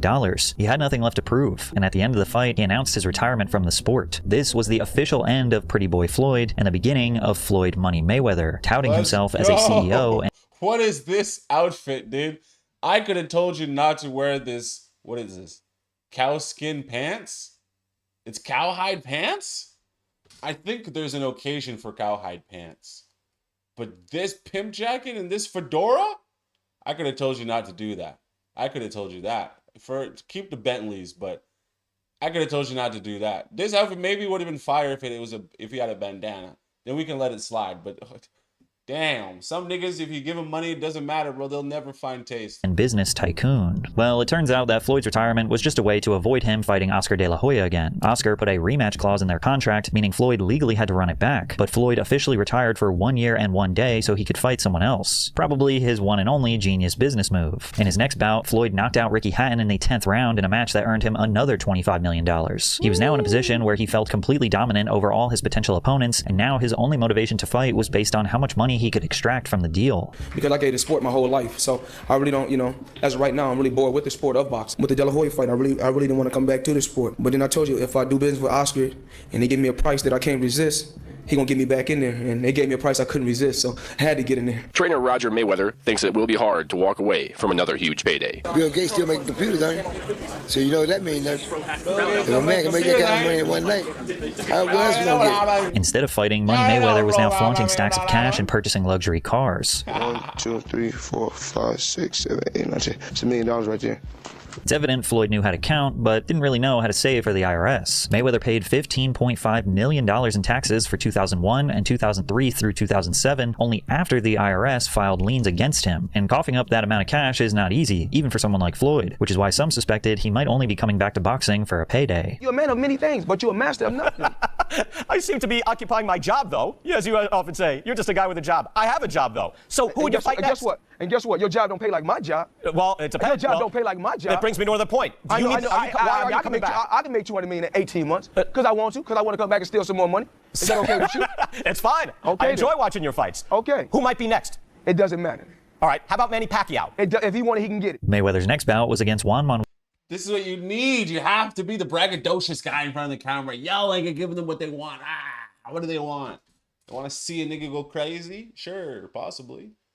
You gotta love Floyd Mayweather, man. I love it. I love the braggadocio yap here at mouth, but you gotta have talent to back it up. Or else you're gonna be like Andrew Tate. We all know what happened there. Well, Marquez, and the IRS sent Nevada boxing regulators a levy notice in 2009 ordering that $5.6 million in unpaid taxes will be deducted from Mayweather's $10 million purse, to which Mayweather agreed to, but this was nowhere near the end of his tax troubles. The IRS had Floyd Mayweather Jr. on the hook for $7.2 million in taxes from 2010, according to tax records that show a lien as unresolved for the year he fought Shane Mosley. In that fight from 2010, Floyd won a staggering $40 million. It was these kinds of paydays that allowed Floyd to keep flaunting larger and larger stacks of cash and wearing expensive watches, all while his debts to the government were constantly creeping up behind him. However, Mayweather's tax attorney, Jeffrey Morse, told the Associated Press that the 2010 lien was no longer valid. There is no tax obligation outstanding for the 2010 tax year, Morse wrote, even though county court records still showed the matter as unresolved. Morse later told FightHype.com that Floyd's a savvy investor, and if he's investing money and getting a rate of return that far exceeds what he has to pay the IRS in interest, then any smart business person is going to take advantage of that deferral. Basically, they're trying to suggest that since the IRS charges a 7% 7% interest rate on money owed, that Floyd was investing his money into things that were getting him more than a 7% return to essentially profit off not paying his taxes, and then just simply waiting until they essentially bang down his door to get the money from him. And although there are much better ways to increase business expenses and take some calculated losses to offset tax liabilities, it's not impossible that this is his strategy. But Floyd has never remotely given any insight to convince anyone that he is a savvy businessman. He defaults to just saying he makes investments. I make some very, very smart investments. What have you been doing since you've been retiring other than hanging out with your kids? Are you doing any work outside your foundation? Oh, just smart investments. Very, very smart investments. But when you look at Floyd's very public spending habits into luxury cars, overpriced jewelry, private flights, it's hard to tell if avoiding taxes was a calculated investment strategy or simply someone who didn't want to write a very large check to the IRS. However, none of us would have really known about Floyd's money troubles if it weren't for his complicated friendship with 50 Cent. Because after Floyd refused to pay 50, he didn't hold back from exposing the Money Mayweather facade. Right. In 2011, the friendship between Mayweather Jr. and 50 Cent started to become more of an official business partnership when Floyd announced a new film company called Mayweather Productions using the infrastructure from 50 Cent's Cheetah Vision Films. The first movie was going to be an action film titled Tomorrow Today. 50 Cent was set to write and direct it, and shooting was planned for August 2011 in Grand Rapids, Michigan. It came alongside a reported $200 million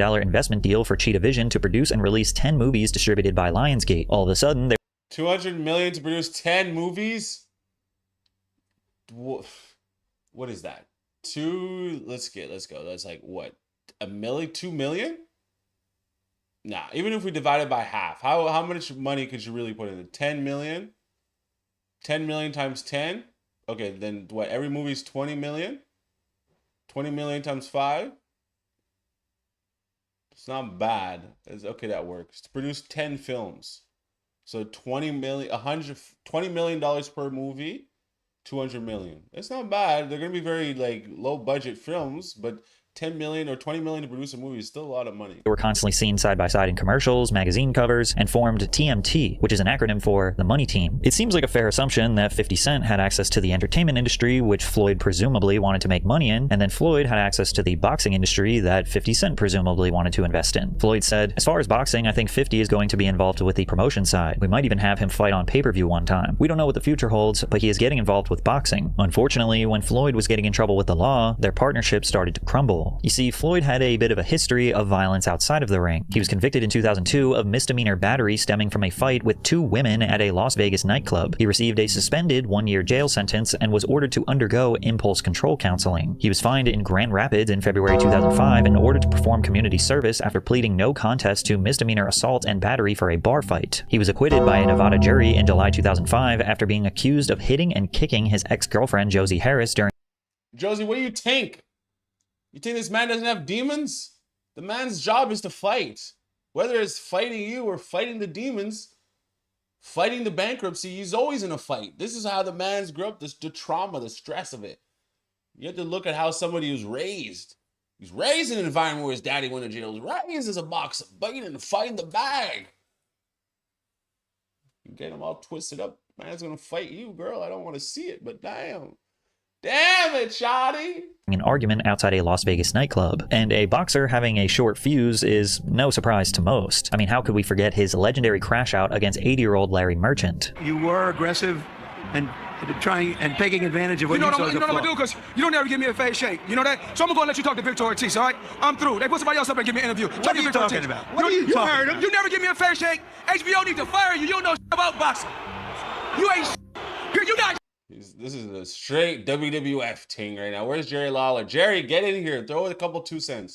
I wish I was 50 years younger and I'd kick your ass. Don't do shit and do nothing. But this temper becomes particularly problematic when he puts his hands on the mother of his children, especially in front of them. When facing domestic violence charges again in 2010, he knew the odds were stacked against him. He admitted to hitting his now ex, Josie Harris, and twisting her arm, and decided to take a plea deal, receiving a guilty verdict and spending 90 days in jail. Initially, 50 and Floyd continued like it was business as usual, hyping up fans regarding a possible fight with boxing legend Manny Pacquiao. 50 even started trolling by tweeting, "Pac Manny ducking because he know he gonna get his ass handed to him. I told Floyd beat his ass before he go to jail, holding stacks of money to show the money team was still locked in. 50 Cent was even there to pick up Floyd from jail with the rest of the Mayweather family after his sentence was up in the summer of 2012. But when Floyd got out, everything changed. 50 said, everybody around him is waiting on the next time he feels generous, and I have a lot, so I don't wait for nobody. It's just a space and time. I'll go and do what I have to do. I don't gotta sit around and wait for the next time he feels like giving somebody something. From there, 50 would reveal Floyd's extreme lack of business acumen as the reason why they had a falling out. Now, what do you mean he changed his mind? Like, as he was actually going into jail, he asked me to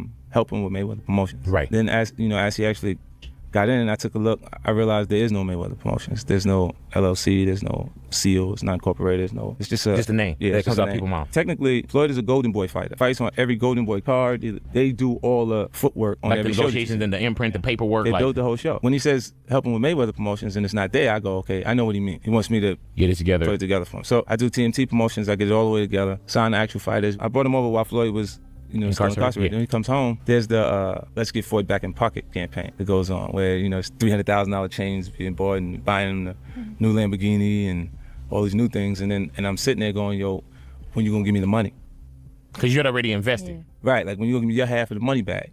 But I ain't trying to press him because he just got out of jail. Now, either 50 was being misleading on purpose, or he just kind of mixed up his words. He said Mayweather Promotions wasn't incorporated, which is just false. Public records and court filings from many years earlier already referenced Mayweather Promotions LLC, meaning the company did exist. What he could have meant was that Mayweather Promotions wasn't properly licensed as a promoter in Nevada, and that Floyd was essentially a Golden Boy Promotions fighter, which does seem to check out, because Golden Boy was the licensed promoter for all of Floyd's fights from 2007 to 2014. Mayweather Promotions was listed as the co-promoter. Now, I think it's a safe assumption that Golden Boy was the company that was working with the Athletic Commission, securing the venue, arranging insurance, coordinating production, negotiating television and pay-per-view distribution, handling sponsorships, overseeing ticket sales. That's a long list of things that Mr. Money Floyd Mayweather doesn't know how to do, especially since the man does not know how to read. He doesn't know how to read. How he's going to circumvent all these insurance policies and things and waivers and all of that? Do you know how much logistics has to go into a boxing match? Come on, man. This man, do you think he's doing it? Spending all the time sitting in a Bugatti? Nah, stop it. Don't kid yourself. And making sure that the event actually happened. Floyd, on the other hand, most likely was just a fighter, just like he had always been his entire career. And sure, he is technically independent and negotiating his pay on his own behalf, but the Mayweather Promotions being on the flyer makes it look like he was running this boxing empire. And that context matters when we talk about the formation of the Money Team, which was supposed to be a joint venture boxing promotion between 50 and Floyd. It is true that while Floyd was locked up, the Money Team had not been legally incorporated, and 50 Cent went through the process of setting up the legal entity. 50 even went further and started signing fighters to the promotion and wanted to start the process of setting up fights. But then Floyd wouldn't put up his half of the money that was invested, and then went on to tell 50 that he basically never asked him to do this joint venture in the first place. When is he gonna say he wants to, to give me the other half of it? Why I gotta ask you for it? And then when he, are we talking over $2 million? It's about that. Oh, okay. At that point, it was invested in. All right. So look, he goes, when he finally does bring up the situation, he acted like he didn't know anything. Like, I didn't tell y'all to do that. I didn't tell you to do that. And I'm looking at him, and he looked at my face, and he didn't tell me to do that. Now the big question is, why wouldn't Floyd want to go into business with 50? Like, where was the misunderstanding? 50 basically says he's nothing more than a fighter, and that he doesn't know all of the complicated and detailed steps of what it actually takes to put on a pay-per-view event. But he takes it a step further and says Floyd doesn't do anything without the assistance of others. He doesn't even tweet. That's not Floyd. Floyd don't tweet. Wow. That's not him on Instagram. He got somebody next to him. See, everybody around him's codependent. So they're going to roll with what he says regardless. But do he tell them type this? He got to tell them to type this, though. Like, they'll tell him what to say. Like, as soon as you get confused, he's going to go, okay, fine. Just call out. Right. It gets confusing. And then he just goes, just call out. Now, finding out a professional boxer pays people to do literally everything for him is not surprising. The problem is that Floyd parades himself as a smart investor and savvy businessman, when in reality, 50 revealed that he just fights, spends all his...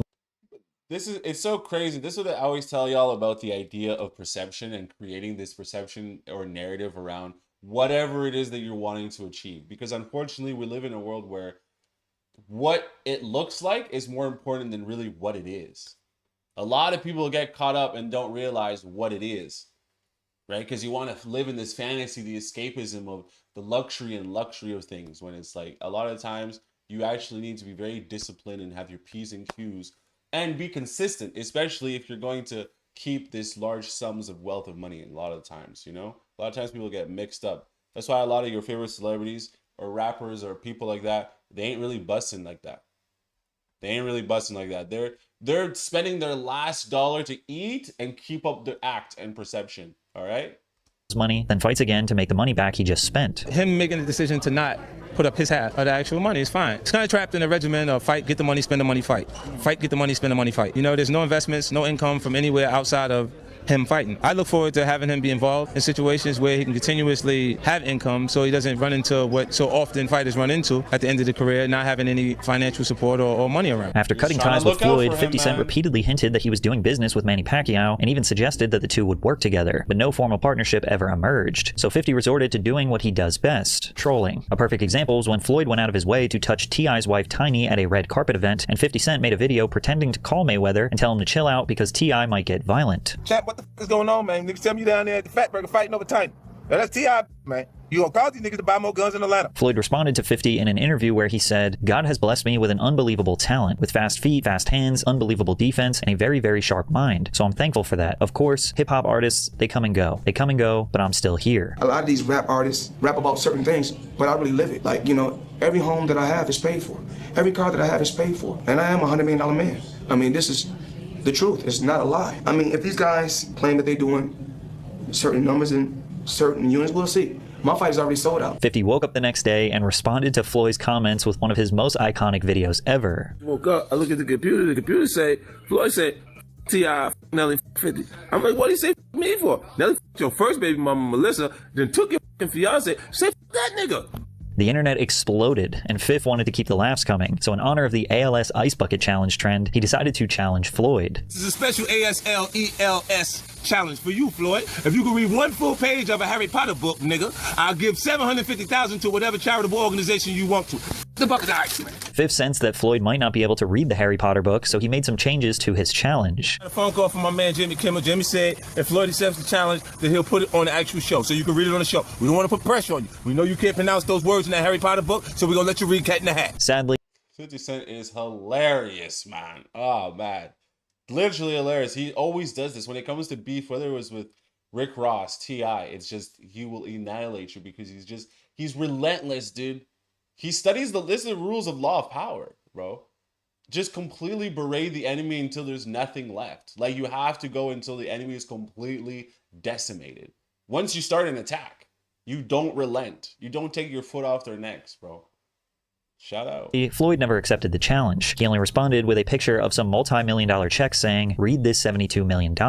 Over the years, 50 Cent continuously mocked Floyd's reading capabilities and intellect, writing out hilarious messages pretending to be Floyd, and 50's trolling was so devastating that to this day, people still make fun of Floyd for allegedly not being able to read. And while the insight that 50 gave us into Floyd's life and lack of business intellect is technically just hearsay, considering how bad Mayweather's finances are today, it seemed like 50 Cent was right all along. Floyd did another big money fight, securing a $32 million purse for a rematch against Marcos Maidana. And around this time, Instagram was reaching mainstream popularity, which was perfect for Floyd to constantly flex his wealth. He'd post videos of himself working out while his paid entourage wanders around his gym and scrolls on their phones.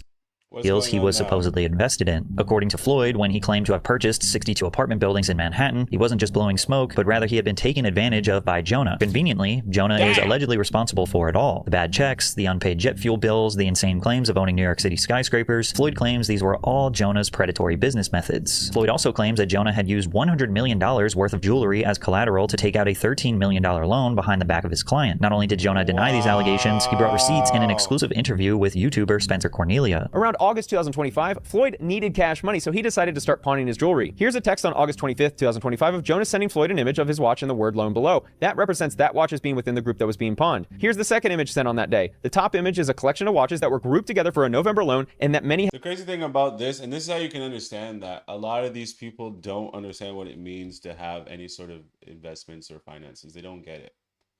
Because when it comes to watches, you're supposed to keep them in their original quality, okay? Their original presentation. What this man has done, he has gone and bedazzled all the watches. Bedazzled them. They're all bedazzled with diamonds, VVS's. The problem with that is now they become too custom of a piece. Yes, they are embezzled in all these diamonds and the value might be greater, but now who are you going to get? Who's sophisticated gentleman? What white man are you going to get to go and wear a Richard Mueller with diamonds all over it? Huh? Who? What respectable white man is going to wear that? His wife is going to think he got it from some sort of black hoochie mama, bro. I'm being serious.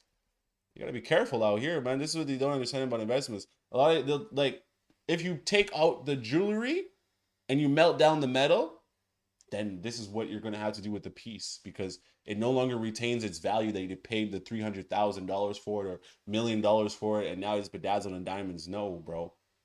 Real collectors don't like that. That's what you call hood mentality.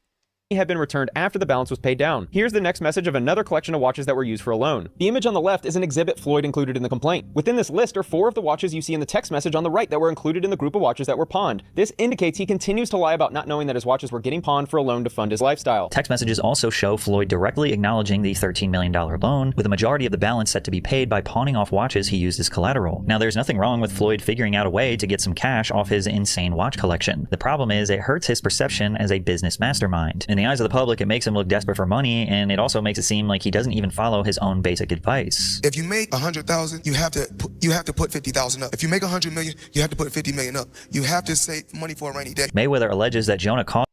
Man, can't even follow his own business acumen. Come on.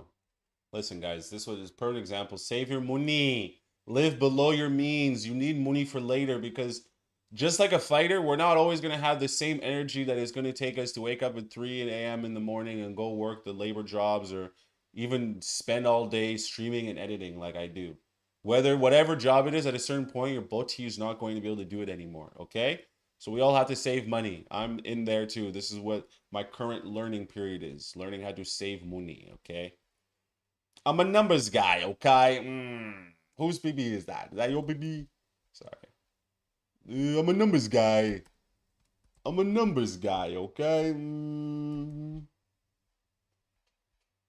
Oh, you don't know who that is? That's PBD.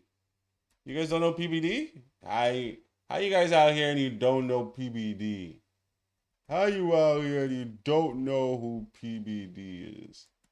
All right, guys, let's get into this. Oh, man. Listen, I don't know how many demise of Ting videos we can watch, but it was never the same after. Oh shit! Sorry. Let's go. My mental health since I've started this has just slowly been on such a decline. I feel a little bit inside. I could have told you that. The tragic demise of OX. Picture this: one website, 0 red carpets, no record deal. No movie contract, no billion-dollar marketing budget. And it still made more money in a year than half of Hollywood combined. That's not a typo, that's OnlyFans. At its peak, this platform was pulling in more revenue than Spotify, more than half of Hollywood's box office combined. Everyday people, your cousin, your ex, the girl from your old block, were out here clearing 6 figures a month. Some of them were clearing more. Let's be honest with these stats. First of all, if my aunt or my cousin or my ex-girlfriend are on OnlyFans, then Shaitan has done everything that he can. Secondly, the majority of people on this platform make $140 a month. That's like the average of what you can make. Most people are below average. Okay, what you're looking at, millions of dollars, $1 million whore. That's what's it called. That's a small percentage. Anyway, let's get back into it. Than the athletes and rappers who made the platform famous in the first place. But here's what they don't tell you. The same banks that helped build this empire almost killed it in one single day. And the same culture that made OnlyFans a household name is the same culture that got pushed out the door when the money got too big to ignore. This is the real story. The come up, the money, the backdoor deals, the betrayal, and the fall. Stick around, because by the end of this, you're going to understand. Come on. That's not the real story. The platform launched back in 2016 out of London, built by a father-son duo. And in the beginning, it wasn't built for what it's known for now. It was supposed to be for anybody with a following. Chefs, fitness trainers, musicians dropping exclusive tracks, gamers doing behind-the-scenes content, a subscription page, plain and simple. Pay a monthly fee. Yeah, I've seen this video. I already know this video. I can't do it for the life of me. We've already hit the topic of this video like a month ago, bro. The downfall of OF, we already made that video. It had like Sophie Rain on the cover with the Spider-Man thing. Osmond Gold hit the video. It was, come on. It already was mainstream news. What is this? 4 days ago, it only has like, what, 2.5K or something like that? Come on, bro. What are you guys doing to me right now, bro? What are you guys doing to me right now? Come on, man. And this video is an underperformer on his account, dude. Like, literally went nowhere. What are we doing? Come on, Seth. You should have seen that from a mile away. Yeah, I should have seen it, but you know what? You know what happens sometimes, man? Sometimes you just can't see it. Sometimes, no matter how close you are to the situation, you just can't see it. You just can't. I'm sorry. No matter how close you are, you just can't see it. All right, let's get into the cops. Cops and people and chasing. Down the railroad track now.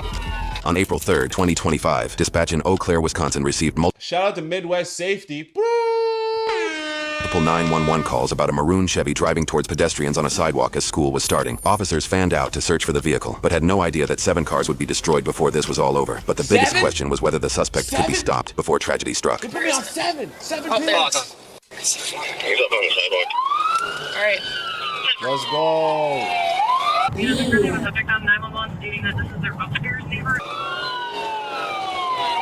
Just take a couple deep breaths right now, okay? We're all right. West on me. You just scratched some. Whose man's is this? Blue stop sign on 7th It's and E. 2026. What is up with this camera quality that you guys are driving with? You guys are city officials. Slow down just in case you just this way. This guy said I'm going on a road for peace. This is a road for horses and dogs. Okay, let's go down here. There's no outlet. Damn it. What?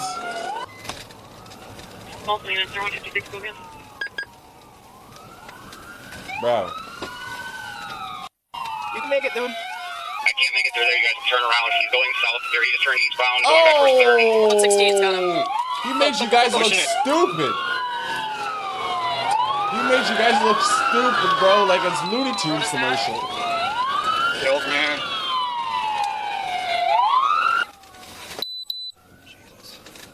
Bro, he made you niggas look dumb. That was stupid. Head west. West on Maple. West on Maple. That was some GTA stuff, man. West on Maple. Cartoon.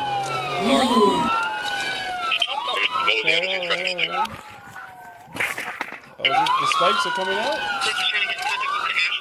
What's up with driving on the sidewalk? Okay, stay inside. He's driving on the sidewalk. He's driving super recklessly. Keep your kids inside. Stay inside. He's going circles. I think the sidewalk thing is just a flex. It's just a flex. Take a couple deep breaths. You're doing great. At some point, he's just gonna crash. We have to understand that, okay? Take a deep breath. You're okay. It's all right. It's okay. I don't know if that's the real thing that's gonna happen, shorty. You're just gonna crash? Just give it up like that?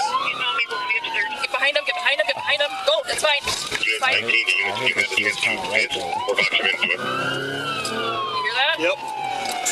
Get right there. Stop with the lights off. Stop right there. Get 6 he's coming around the block here. Sorry, me? I don't know. I hate that she was kind of right that he was gonna crash. What is this? What is it? The spikes? What's this chaos? What's happening? Coming to the intersection. No spikes out. All right, hit him. Hit him. Hit him. Hit him. Careful. Slow down. Slow down. You got Bowen right there. Get up! Stop!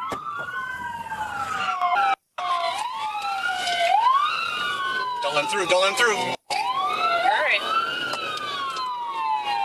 At this point, we're just gonna have to Coming up the third. hit him. Bro, the girl is Good so job, you're right. stressed. The girl, the We're not lady trying to, cop, ma'am. she's stressed. Trying to get a hold of him and tell him to stop. This is the problem with female Hey, cops. I got this right bro. here. I got it right here. Set up over there. Like the female cop is crazy because she's literally trying to be like, "Oh, calm down. Hey, you need to calm down. He's gonna be all right. He's gonna crash. And we're gonna be good." Oh yeah? Yeah, you're panicking at the same time while you're telling everybody to calm down. You're panicking as well. God. Troy! He's hallucinating! Troy, Who is it? street! Who is it? My brother made me see him! Troy into the street! Come on! Get out of the way. Get out of the way. Come on! Oh my God! Negative on spikes. Negative on He's spikes. swerving the spikes like a champion, You're right. dude. You're right. He's swerving the spikes like a champion. I've never. Oh wow! I've never been so excited. He's gonna come back. I think if you guys stay there, I stay here. We can just throw right into center. Come on. Second break. Even the cops in Grand Theft Auto, GTA, Vice City are way better than this.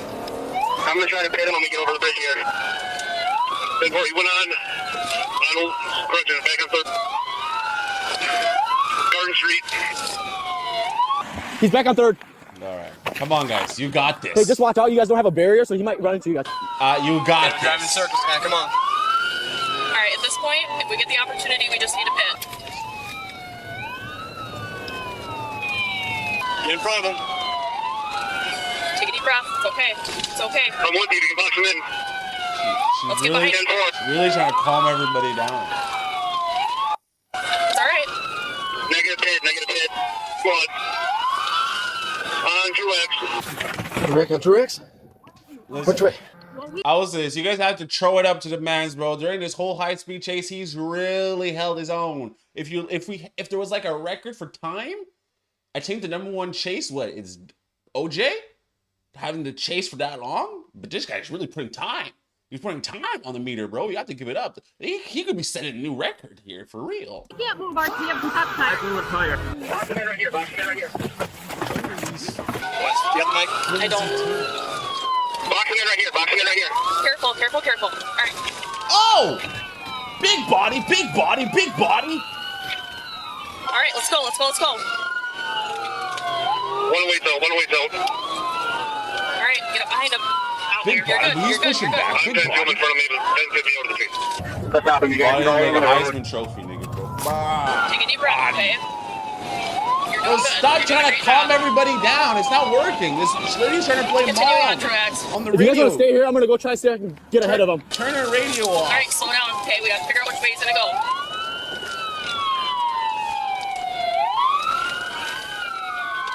You know when they talk about Ford built tough? Chevy's built tough, bro. This thing took a body from a Chevy and it's still going. What direction? Still northbound. Props to this guy, dude. Passing Alpine. Obviously, he is endangering people's lives, and we obviously don't want anyone to get hurt. But for Passing the Alpine. fact Still of the northbound. video, let's just let him have his moment. Let's stay tripping over. They obviously got arrested. Oh, look at this. I'm gonna go Down the railroad track now. Okay. At the pit, we can get up to him, guys. Yep. Step forward. No other cars around. Chevrolet, this should be an ad for your trucks. What direction? Just try to keep it nice and straight, okay? You got rocks? They're going westbound. Westbound on the railroad tracks. He's still going. Please don't crash. I don't have my seatbelt. Then put it on. Get the keys in the crossing in case he comes down. We're going to be coming out behind the cards.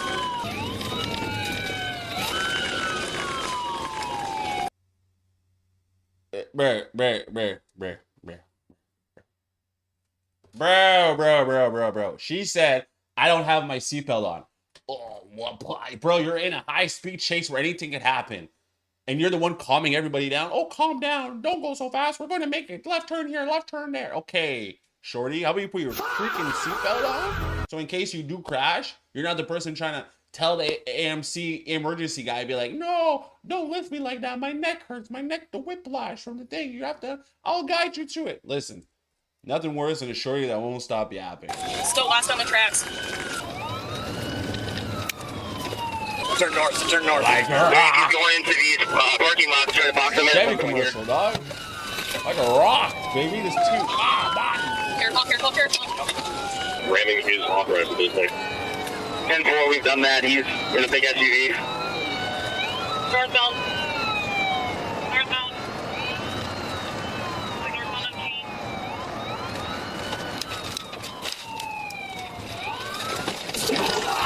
Good pit. I'm boxing in. Slow down. You're good.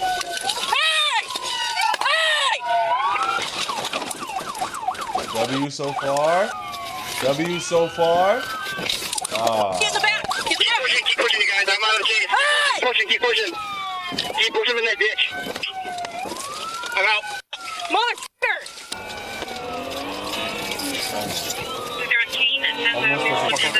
Where's the radio? He's reaching in the back for something. Randy already told us. Almost doesn't. That was close. He's reaching in the back for something. The Chevy's like a rock. Reaching in the back for something. Can't be defeated. You did good, dog. You did so good. Like, woo! He's in the field now. The positive reinforcement this girl is doing is not helping anyone.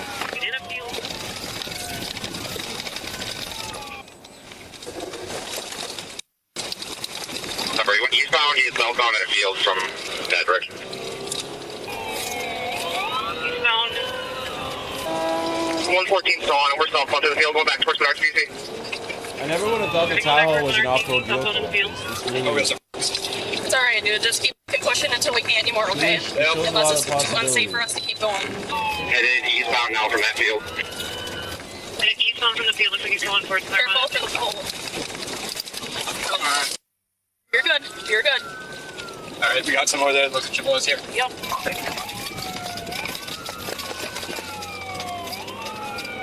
168 has rifle.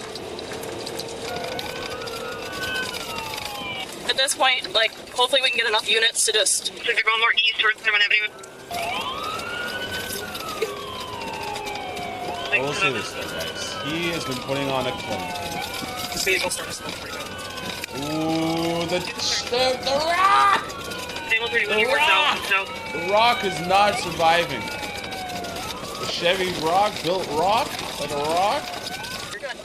He's gonna come to a spot here where he's reaching around in the vehicle. Oh my god.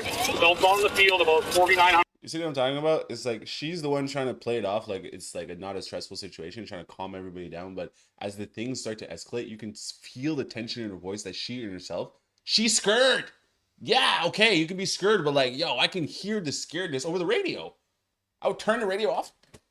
Let me turn the radio off, and I have the shorty yelling in my ear. Let me just do the pit maneuver thing. I'll figure it out. Blanco, don't mind at this point.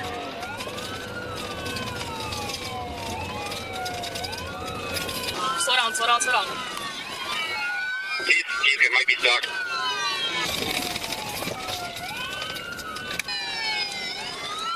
Like a rock. Something is right hand. Slow down, he's... Bro, is this man gonna pull out the weapon? Pull out the weapon? Weapon? I don't think he's gonna make it out of this ditch. I really hope he doesn't pull out the weapon. I don't think Shorty can handle it. Her heart, her little Careful, you gotta pull. He's not gonna make it hard. Alright, keep going, don't mind. The next set of field. Come on. It's over. It's over. Here we go. It's over. Get over it. Why, God? Why? Why did you have to let him get caught?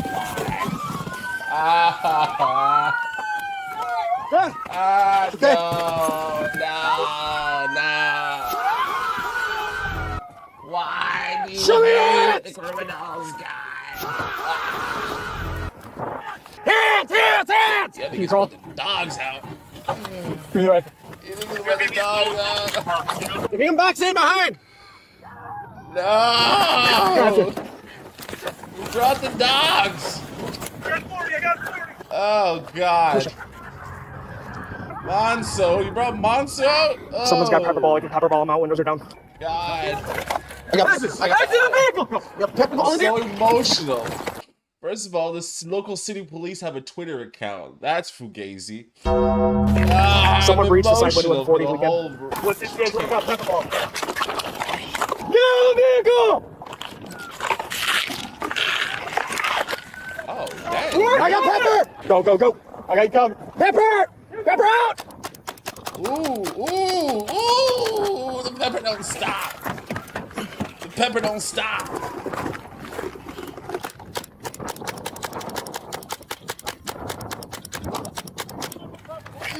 My nigga, it's not a Greek salad. He's a human being. It's not a Greek salad. Stop throwing the pepper at him like that. Oh, God. Oh, God. Oh, God. Get out of the car now! Wow. Pepper ball!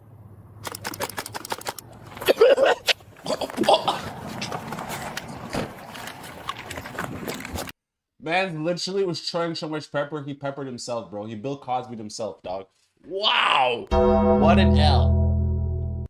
God is still great. He's still here putting his little hands in a little thing and say, bro, the Chevy has a little bit of juice left. Just pump the gas. Peppers out! Get out of here! Go! We are out of pepper ball. Get out of here! Ball on crossfire. All right. Oh, get back here! Yep, I'm back. We're good. Have you guys? We're good. I'm crying for my guy, man. I'm not seeing the vehicle anymore. No, crying for my guy. He's trying to reverse it. If we can just get another squad in to ensure he can't. Engine just is disabled right now. Boxing behind.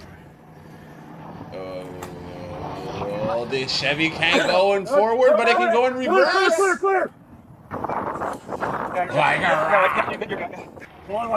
Get back here. Yep, I'm good. When I put him, he reached up like he was pointing something at me, like he was trying to get me to shoot him or something. He's hallucinating from what I heard. Yeah. Or he's preparing his next move. Ooh, the pepper. So aggressive start to it, eh? God, the pepper.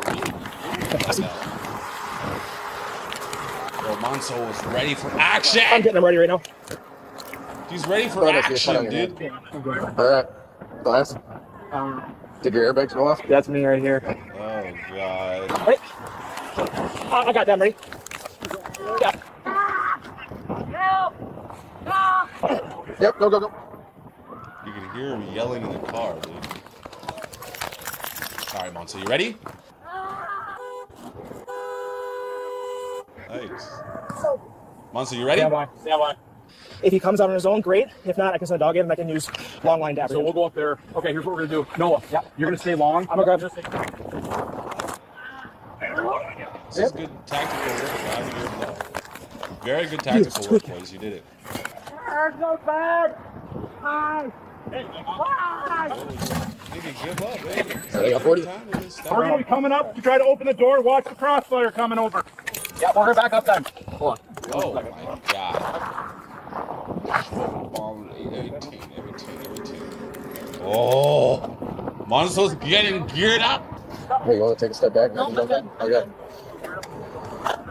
Is this the lady cop? She's got the Karen haircut. Oh, we could have called that a year ago. Clear the rest of the car, please. I'm on the vehicle. Ooh, the transmission fluid leaking everywhere. Clear. Ain't going nowhere. Yeah, I felt that. Stop resisting. I'm broken up blood.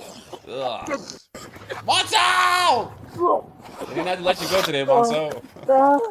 10-2 for EMS, come on up. They didn't have to put you. Oh my God! Look at this girl. Oh my goodness. What's your name, boss? Once they grabbed onto him, he came right out. Jeez. And it's clear right up to the scene. Good God, man. Nathan Stevens. Yep. Oh, did you just get out? Hey, like a couple days ago, right? Didn't last long. A total of 6 police units were wrecked and 2 officers were taken to the hospital with City money. 6 police cars wrecked. WWW. non-life-threatening injuries. Each vehicle cost about $50,000, but 5 times 6, that's $300,000. That's right. You better put your taxpayer money to use properly. Government. That's one for the government. can cost as much as $75,000 when taking into account the standard equipment each squad car is outfitted with, meaning damages incurred by the Eau Claire Police Department may have reached $250,000. A search of the vehicle yielded over 14 grams of methamphetamine, as well as 3 unused hypodermic needles, and over $1,300 in a currency envelope. Okay, he's clearly clearly a big dirtbag. I always tell you guys, you can be a dirt man, but never go full dirt. 41-year-old Nathan Stevens was identified on scene due to having been just released from prison for multiple convictions in 2022, including possession of meth as a repeat offender and battery to a law enforcement officer. He also You just got out and you just can't let the meth go? Damn, man. has a 20-year criminal history stretching all the way back to 2005, where he was convicted of taking and driving a vehicle without consent. He was taken to the hospital and medically cleared for booking. According to court documents, Nathan was charged with 2 counts of recklessly endangering safety, 2 counts of fleeing and eluding resulting in bodily harm, and possession of methamphetamine. He also received 20 traffic violations for the multiple stop signs he ran, and for driving in the wrong lane of traffic and on sidewalks, among other violations. Cash bond was set at $35,000, and Nathan pleaded not guilty to all charges. However, 3 months later, Nathan entered a plea agreement where he pleaded guilty to 2 counts of fleeing and eluding an officer resulting in bodily harm in exchange for dropping all other charges. Nathan was ordered to serve a 5-year prison sentence with 2 years of extended supervision, as well as the remaining time on his extended supervision from his previous conviction. He was also ordered to pay over $3,500 in restitution. Nathan is currently serving his time at Jackson Correctional Institution and could remain in prison until 2036. All right. Well, I guess in 2036, we'll wait for another methamphetamine-induced chaos with the police. Oh my goodness, that was gnarly. That was disgusting. I don't listen. He did the time. I don't even know how long that chase went on for, bro. Someone's got to give him his flowers. Obviously, we don't like when people get hurt, so it's like, this is why I always say it's always a toss-up. It's always a toss-up when we do the police crime videos, because it's like, on one hand, you want the criminal to get away, right, for just laughs and jokes. But on the other hand, you're like, if he's really a bad guy, then he needs to go down, right? If he's really a bad guy, then he needs to go down. I'm just saying. All right, here we go, guys. All right, here we go. Midwest Safety. On New Year's Day, 2024, a little after 5 in the morning, a car sits parked at a BP gas station just outside Detroit, Michigan. A woman suddenly jumps out and runs, with the man from the driver's seat chasing after her around the car. As their argument escalates, he jumps back into the driver's seat while she moves toward the store, before stepping on the gas and driving the car straight at her. Okay. Whoa! She barely escapes into the store. Whoa. That's one way to get her attention. Wow. Missed by inches. The suspect exits the vehicle and runs inside after her. Now the victim is in a fight for her life and moments away from being abducted. That's when the clerk secretly calls 911. Police fire EMS. It's a gas station. They got somebody he beat up the girl. The gas station. Get actually the 9 mile. You gotta be sent to the police. Okay, what's going on? Somebody he beat up the girl. Beat up a girl? Yeah, he beat up her and the doctor like, you gotta send the police fast. Okay, what kind of car is he in? Oh, God. He got blue Camry. A blue Camry?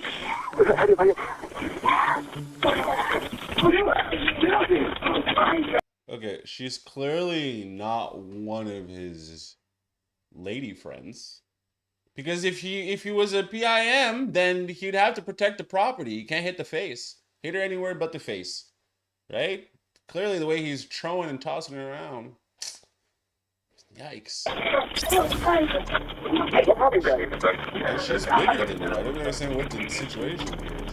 Her shoes is off and everything. What's happening right now, dog? This is crazy. And she's still in the car? Is child safety protection on? Hey, yo. First of all, the cops got there quick. Shout out, bro. This could get worse. She gotta get Edward Paul Tom, an abduction? 9070. God, this could be someone's daughter or someone's sister, bro. Thank God the cops got there. Be southbound, Graphic, Comfort, speed 70, all traffic. Get that nigga, man. Still southbound, Graphic, coming up to 8 Mile, speed's 105. Through 8 Mile. Usually they're supposed to say check and look on both sides. Traffic. Copy. Maybe they see another red light. Southbound, Graphic, coming up to Linwood, just disregarded a red light at McNichols. Speed's 10. They're supposed to say check, no? Am I tripping? Alright, looks like we're going to be going westbound on St. Patrick.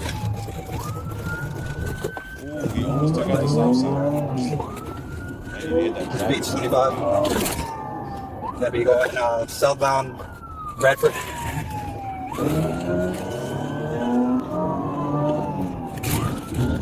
Westbound Whitehorn.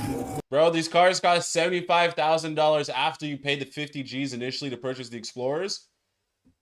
They cost $75,000, bro. They fit it out with all the cop stuff. This man's just driving it like he's like Dale Earnhardt.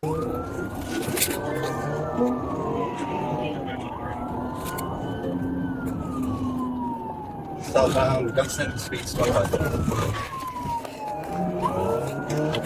Eastbound Findlay. Speeds 30, no traffic.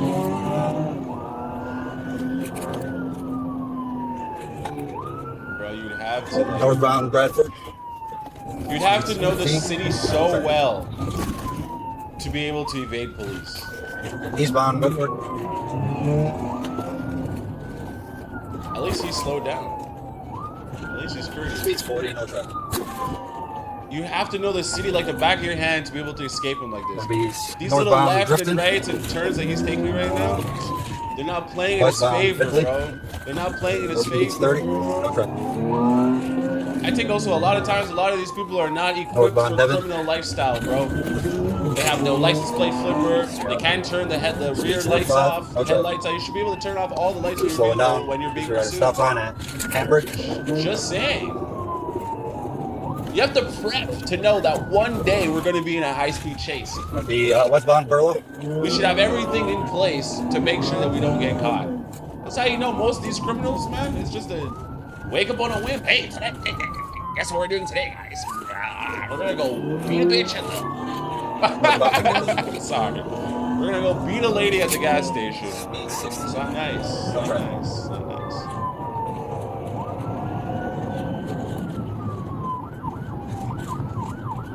Disregarded the red light at Kingston. Southbound Canberry.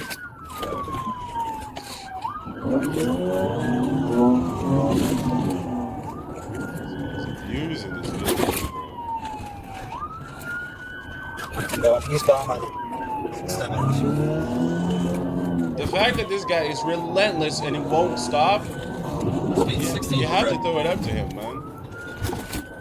Now, does he beat the record of the last guy? In terms of pursuit time?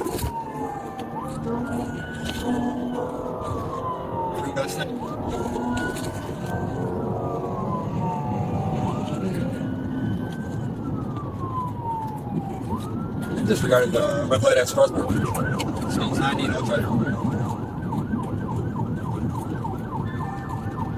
You expect him to regard the lights as he's in a high-speed chase? I don't understand. Speed 70, no try. He's putting some good distance between them, bro. He's putting some good distance. I don't think he's going to be able to do it. Disregarded the red light on Chalmers. The red light? Oh, the stop sign. The southbound Coaster. Which is crazy. Eastbound Coaster. 30.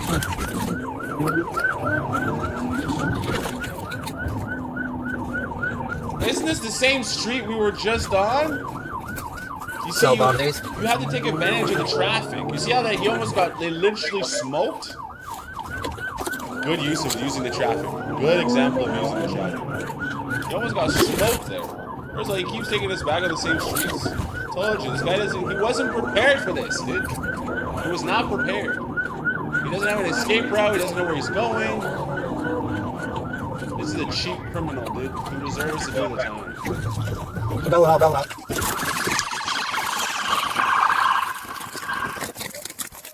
Let me see your hands! Let me see your hands! You gonna get shot up! Stand up, girl! Stand up, girl! 23, this by 20 custody. What do you gotta do all that? Yeah, I'm gonna go what? Some motherfucker. Stupid. Stupid. You know how many people you could've killed? Killed doing what? Running. You're running away. Listen, this guy's crazy. First of all, the lady that was in the car, she dipped off. Shout out to her. I'm telling you, ain't got to do. Don't be stupid. Don't be what? Don't be stupid. What? You ain't did it though. My family right here because that was on. Oh, for no reason. Hell yeah, that's a great reason. Oh, that whole ass. That whole shit's playing you in jail.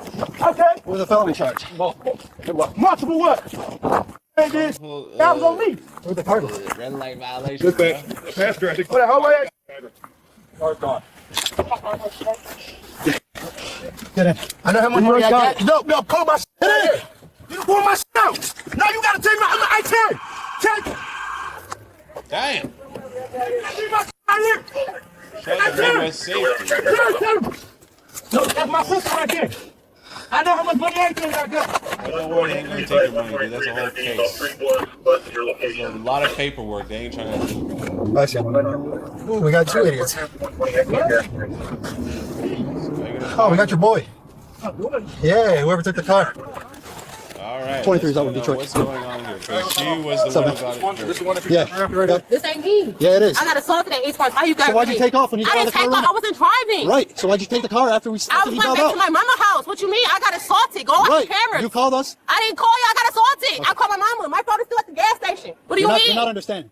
You don't understand what I'm saying? I got assaulted and He bailed stuffed out. out on the street over, Yes, right? yes. You chose to take the car and go. And take off to my mother's house. All right. She's the victim of the initial offense. What you mean?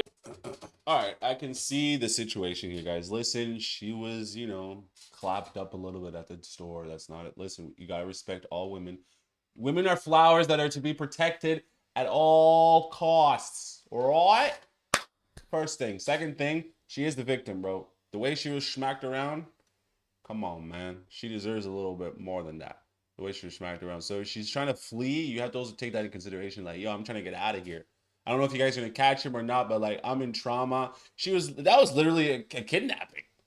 Shorty was kidnapped, and now she's trying to go home to her mama. The most civil thing a child can do is seek their mama through a moment of stress. So let's see if she can get off this situation, because they don't need to take her down. Y'all got me in handcuffs and I got assaulted. Hey, from the female victim is in the vehicle. She was the driver that took the car after. I just got stumped out. Go watch the cameras. I was going to watch the cameras. Go get my phone. I ain't gonna get nothing. Come on. I ain't gonna get nothing. So we're gonna take the car. That's fine. We'll take Can y'all you. call my mama? Can you call my mama, please? Right, I had so no when we phone get at the gas station. It's closer to call her from the station because it's right down the road. So we'll take you to the station, call your mom, you grab your phone from the gas station and go back to wherever. Y'all take me to go get my phone? Yes, we're taking you back to the station. It's across the street. That's fine. I need some shoes too. Where are your shoes at? They in the The gas station is across the street, bro. Literally, how far did you drive? Man. What an L. Sorry, they probably at the gas station. I gotta beat the so I don't know. All right, turn around. I'll switch you over. No, so I'll just take her to the station, have her mom pick her up. Headache. Some water. I'll put you in that car so you don't gotta stand around. Bro, she was humiliated, dude. At the state, let's not play games now. Mama was humiliated. That ain't good. Don't worry about her. Just worry about yourself right now. Yeah, what I did. Humiliated, dude. Could have just talked to us instead. Man, I can't breathe, man. I'm about to pass up. Oh, you're fine. Man, I swear to God. Yeah, I'll crack the window for you a little. No, man. The suspect, 33-year-old Antonio Burton, was charged with multiple felonies, including kidnapping, assault with intent to murder, felonious assault, and fleeing and eluding, as well as a misdemeanor charge for damage to property. He ultimately pled guilty to felony fleeing and eluding and was sentenced to a maximum of 4 years at Central Michigan Correctional Facility. His maximum release date is January 2030, when he will be 39 years old. W. Oh, whoa, okay. What is this? Hey, we got movement. Hey, we got movement down this. Oh my goodness. We just can get lost in this whole thing. All right, guys. That's crazy, man. I hope she is safe and nothing happened to her. Wow, we can like just jump into this next thing. Body cam release deadly firefighter ambush. Really?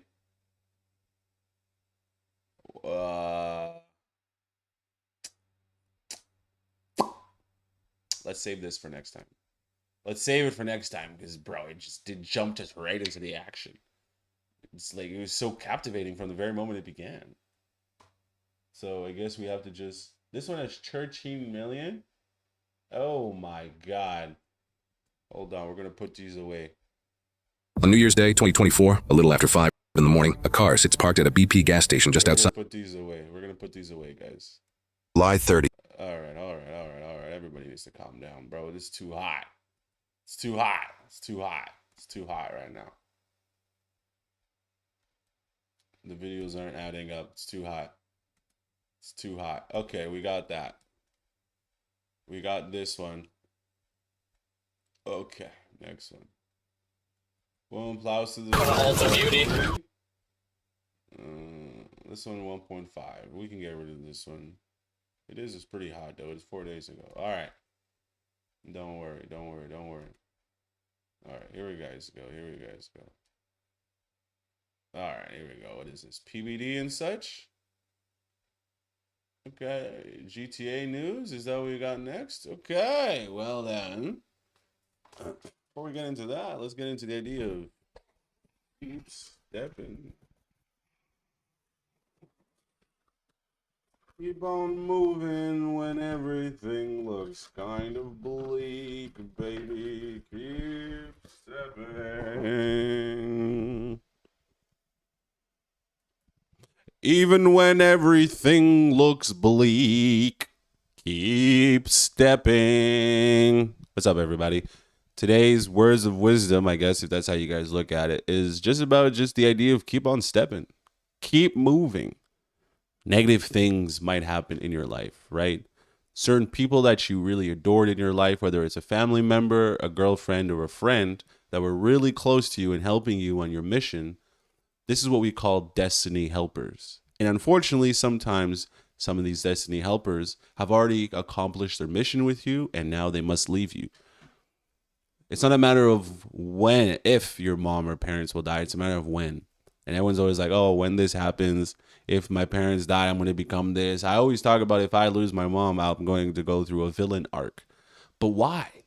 Why do we need to let these moments take this much energy away from us? A man whose heart is pure with joy can accomplish a lot. But a man who has bitterness in his heart will be brittle to his bones. We have to keep moving throughout these moments that try to defeat us. Because as we move through these moments, what you'll learn is that God is trying to teach us a lesson. So when we can keep moving and keep stepping, regardless of what is going on in our lives, you will be a lot better on. God can't steer you if you're standing still. He just can't. Let me tell you something.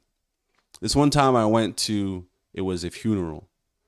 And one of these, big Congolese African mamas got out of the car and she's walking down the little area where everyone is moving towards to go see the coffin. She's a big woman and the elastic on her underwear broke.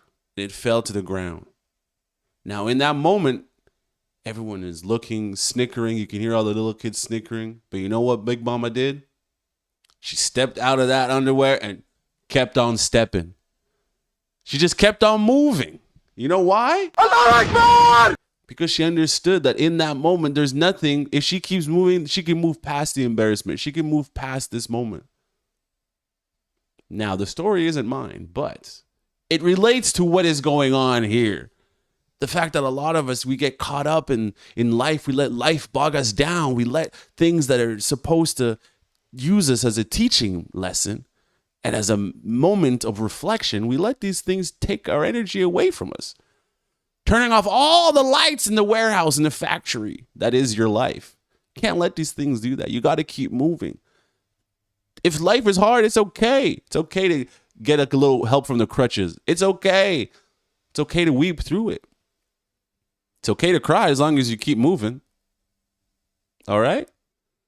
A lot of you just get so caught up, especially me. I'm one of those people where I'll just get caught up on an idea and I'll ruminate on an idea. I'll ruminate on things that are clearly negative. If you go in negative, you'll only come out negative. You go in positive, you can only spiral out positively. You ever just start watching a dog video or a cat video and next thing you know, you're an hour into the scrolling, but you come out of there feeling happy? Whereas sometimes when you're doom scrolling, negative things, comparative things, you come out of that feeling completely depressed. So this is to tell you all, as with me, let us just keep moving through the moments. Whether you're relapsing or just going back into toxic events or relationships or actions, move past it. God is very patient. He will wait for you even till you get gray and old, because the time of judgment is always going to show up. So it's better now to ask for his guidance and help and patience to get you through what's going on, because I'll tell you right now, as a sinner, I can't do it by myself. I have to pray for God's help every day. You must eat from his fruit every single day to be able to understand. All right, guys, with that, I conclude this video, but let us all keep moving. Let us all keep stepping forward towards our goals and things that we want to accomplish in life. Keep stepping. Your booty is looking good if you move, but your booty's looking bad if you stand still. Keep moving, girl. Yeah. Keep moving, because your booty's looking good and you're in money. I'm sorry. I'm sorry.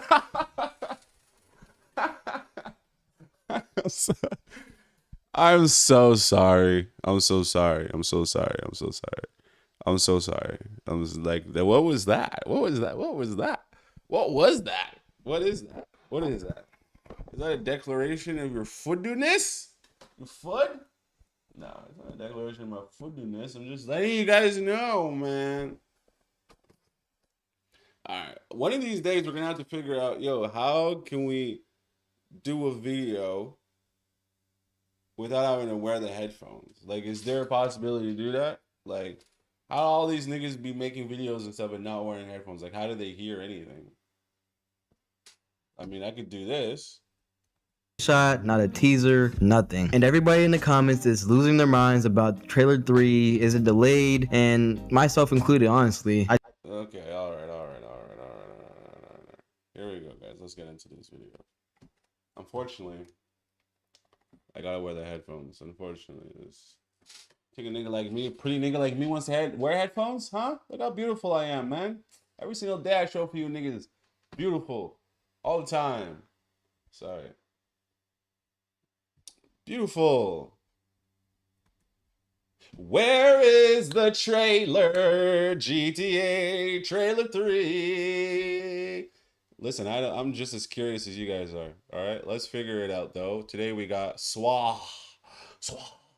Has posted literally nothing. Not a screenshot, not a teaser, nothing. And everybody in the comments is losing their minds about trailer 3. Is it delayed? And myself included, honestly. I checked their Twitter like 3 times a day for no reason at this point. But I wanted to figure this out and actually did some investigation and dug into what's going on instead of just complaining about it. Is if GTA is delayed. And no, it is not delayed. There's this guy, Nate the Hate 2. He's been right about a lot of GTA stuff before. And he flat out said November is still happening. GTA is still releasing. And it's exactly as planned. And it's not just some random Twitter guy saying this either. Zelnick, the Take-Two CEO, just filed the actual shareholder letter, like the legal document version, and it says point blank that GTA 6 is still planned for November 19th. So when you've got a leaker with a track record and an actual SEC filing agreeing with each other, I think we're good on the delay aspect. So I would consider that one basically settled at this point, and I wouldn't really stress about it. So now on to the bigger question, the question that the community is just enraged about. Where is trailer 3? And somebody in Nate's replies basically asked him, are we seriously not getting anything before Gamescom? He doesn't see August coming and going without a GTA 6 update and a trailer 3 drop. And in his exact wording, the true wonder is when in August, which is still kind of vague, but it's something, and it's something to look forward to. But there's one date I keep coming back to, which is August 7th. That's the next Take-Two earnings call, and if you think about it from a business,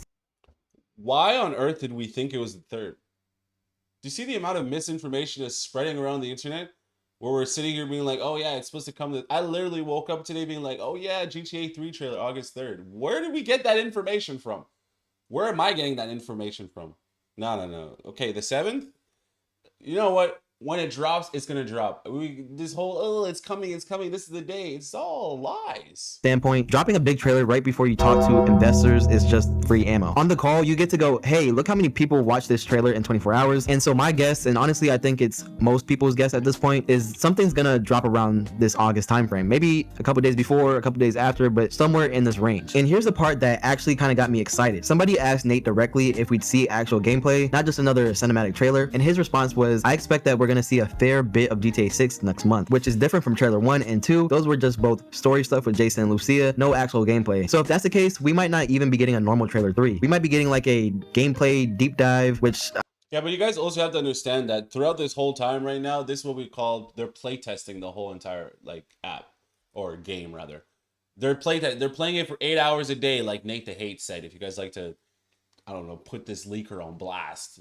Nate said they've been playing it for 8 hours a day, trying to find all the bugs before they can give us the proper trailer. But why are we so impatient? We've never had this sense of impatience before. Maybe not. Maybe I was never really as big into the gaming community as I am these days. But it seems that just the consumer seems so impatient when it's coming. The game is coming on the 19th. Let's relax, because everybody knows what's going to happen on the 19th once the game comes out, bro. You're gonna have that one dude that plays the game, stays up for 24 hours, plays the game all the way through, and posts everything on his account. Oh, all the Easter eggs, all this, come on. So once the game comes out, the whole thing is gonna be ruined for us. So we should just appreciate the anticipation of it. I feel like might probably melt the internet for like a week or so. And it's not just Nate saying August either, which is honestly what makes me actually believe it. Tom Henderson called this months ago, like way before anyone else even was saying August. Everyone kind of just brushed it off at the time. Like there was no way Rockstar makes us wait until August for another trailer. And now here we are, it's August, no trailer, people are mad. And there's two leakers who don't even talk to each other and they landed on the same exact month. I don't know, I feel like that's a pretty big coincidence if it is wrong. All right, so that's the trailer situation. There should be no delay. GTA 6 should be releasing on November 19th. And and I would say it's safe to say that this month trailer 3 should be dropping, which is tied to that earnings call. Moving on to something almost no one's actually talking about, which is honestly the part I find a little bit more interesting. But while everyone's been refreshing Twitter, Rockstar's lawyers have been filing actual patents, like real documents you can go and look up yourself, and reading through them kind of changes how you think about what they're actually building here. So first one is about traffic, and if you played GTA 5 for more than an hour, you already know it's bad. The way it works right now is cars follow these fixed points called nodes, and once a car picks its next node, it will not change its mind. It'll sit in a jam for an actual real time, it'll drive into a wall, whatever, it doesn't care. That's why one stalled car can back up an entire block, and you can literally... It's true. Well, listen, there is a lot of things in GTA 4 and 5 that we just weren't happy with, okay? Let's be real. GTA 4 was leaning more in the direction of a more realistic animation style.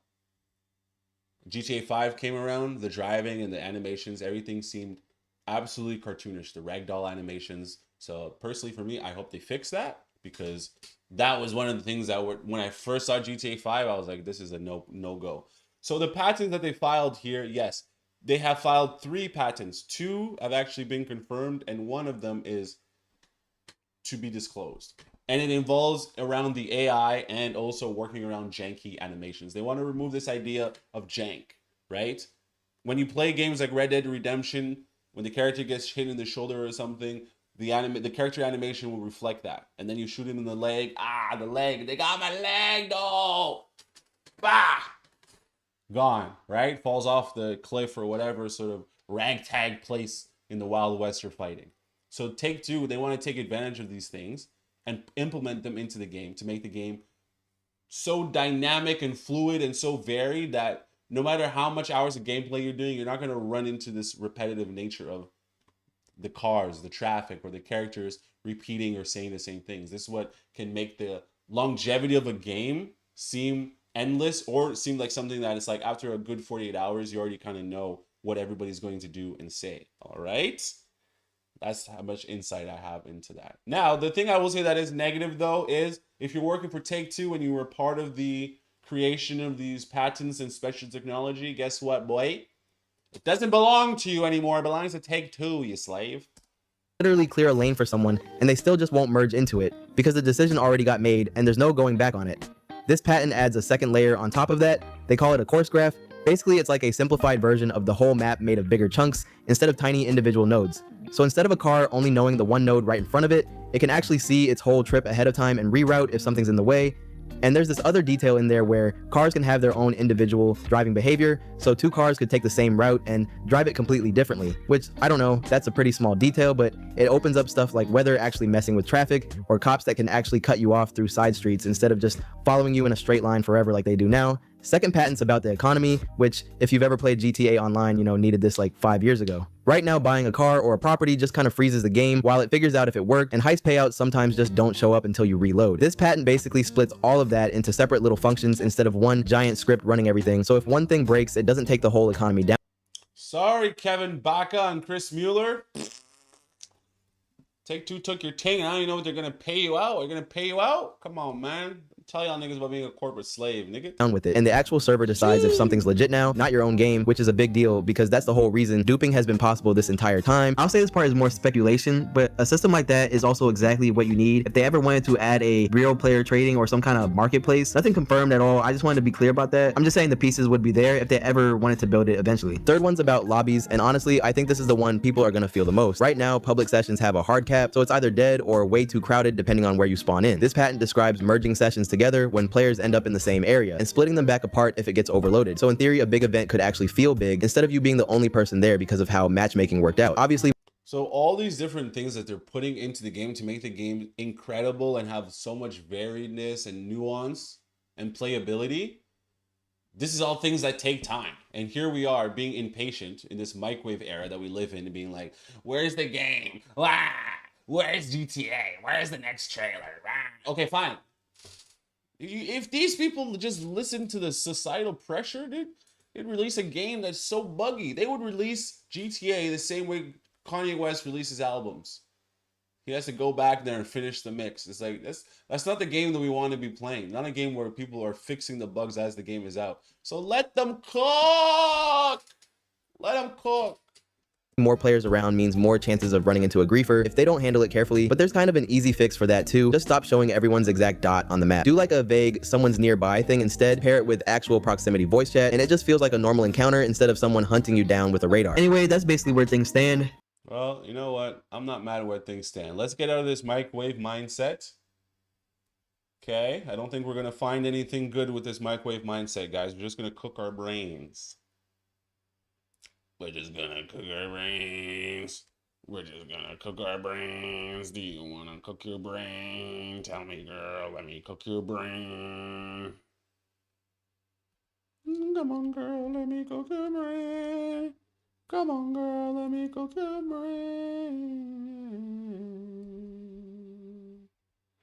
What is this? Police chase 6 patrol cars. New Year's event cop thing. This is what? Keep stepping? Wow. You held me down for so long, Cletus. Oh, this only has 409 hours ago. Maybe it might spike. Catch it on the rise. Alrighty, this guy's just gonna blob about the same stuff. We got these guys here that decided to make the map. This might be interesting. Alright, guys. There's nothing better than a team of pirates or a team of developers or kids on the internet that make stuff. This is an in-depth description about the map made by other people. My English is not very good. The link to the map is in the description. Hello. So as you can see, I made Okay. Did you make it? the entire GTA 6 map in cities skylines too, but not the actual entirety and not the actual map.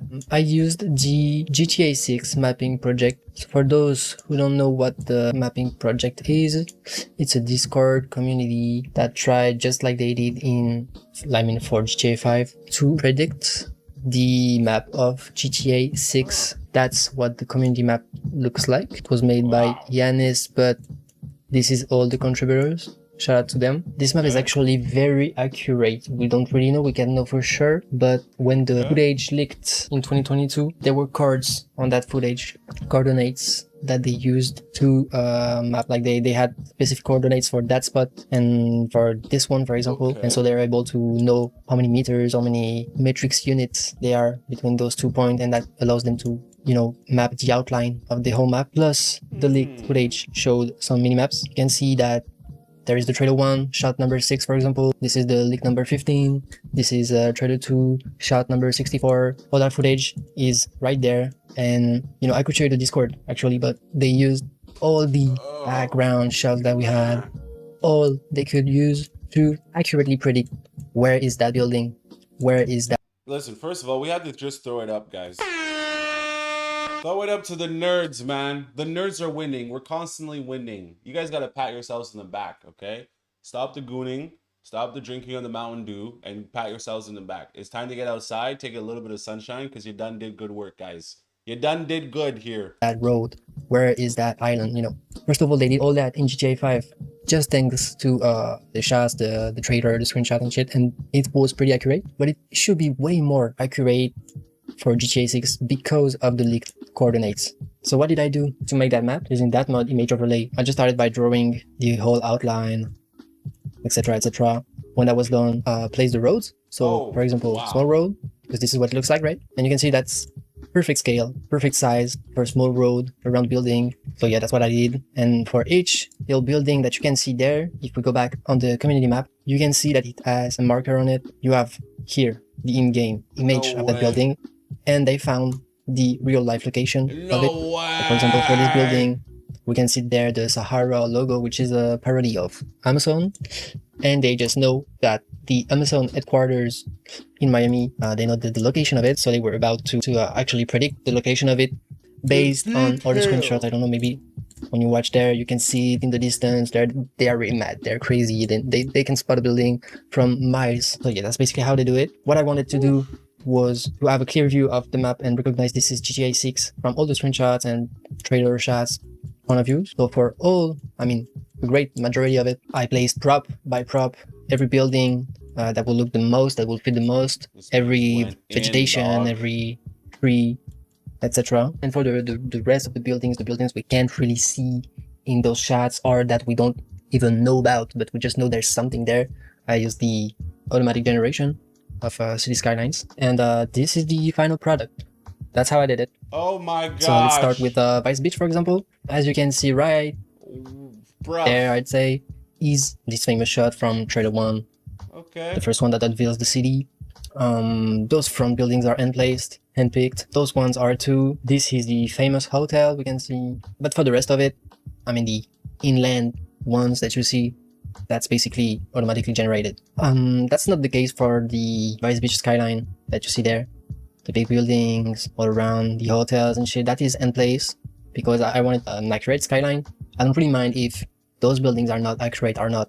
Dude, the thing with this kind of stuff is like, bro, like you really have to, you really have to be about that life. To do this, to do what he's doing right now. He's not just someone who's just, I'm gonna pick up city landscaping, the game, and start playing it and try to recreate GTA. No, he already has to have a love for architecture and city planning and design to be able to want to go and recreate it. Sure, they made the map, right? Shout out to the team that made the map. And then this guy said, I'm going to take it one level further and we'll make it 3D. To the amount of time that takes, the painstaking time. I know what it's like to make a 5,000 piece puzzle, bro. It's like a head scratcher for weeks. Damn. Exactly what they are, because it would have been so long to place them manually. Plus, anyway, we can't really see much of them. The buildings we can really see in terms of height, of color, of what type of buildings are the ones that are like clearly visible in trailer shots or screenshots. So yeah, this is basically my workflow.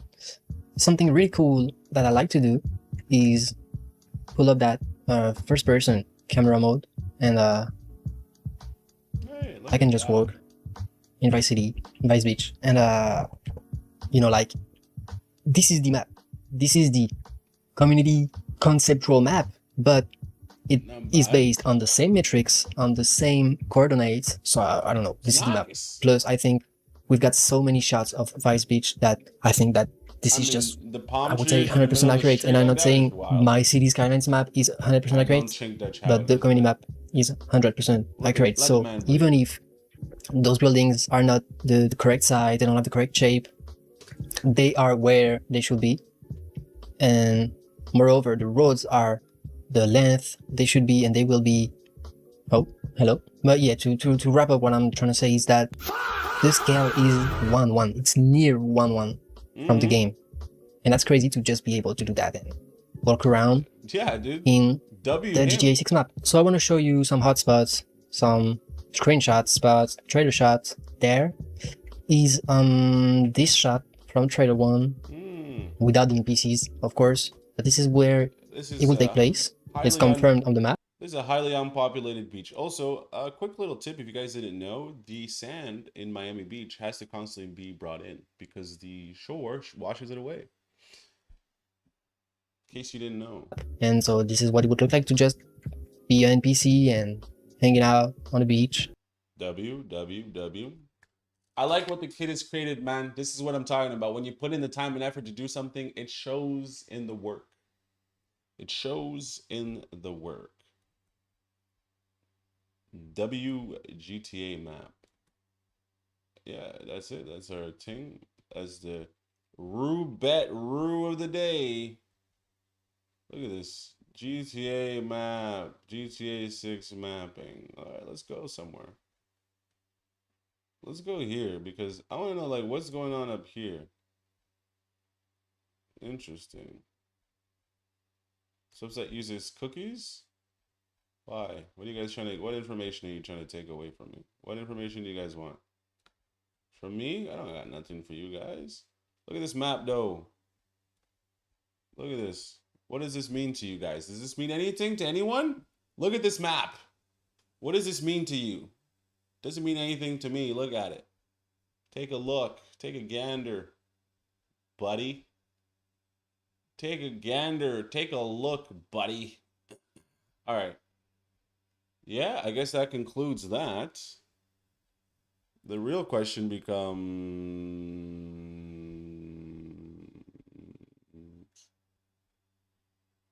do we play some GTA now? Do you guys want to play some GTA?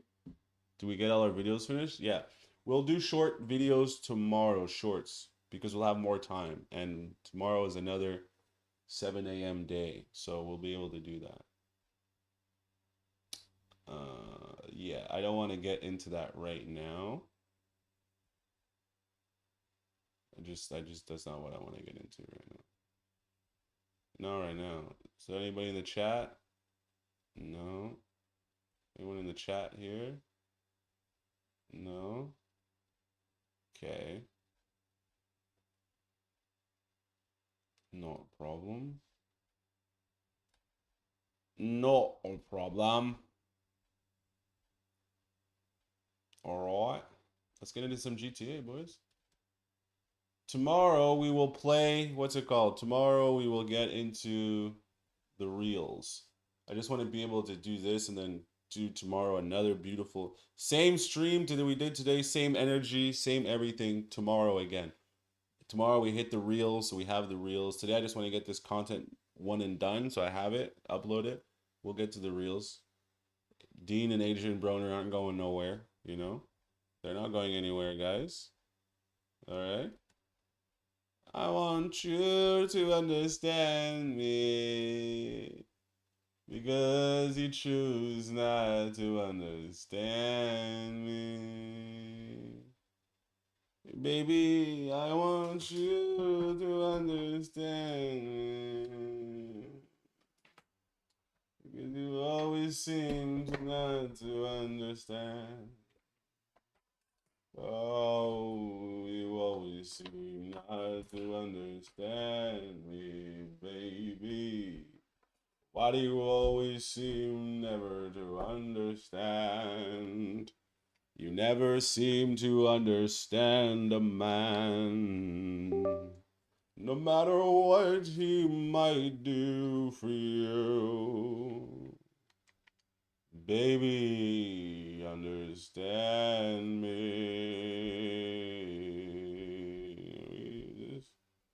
Sorry, is the GTA? Yeah. All right. Let's get into it, guys. I like that I can just start the game straight from my computer.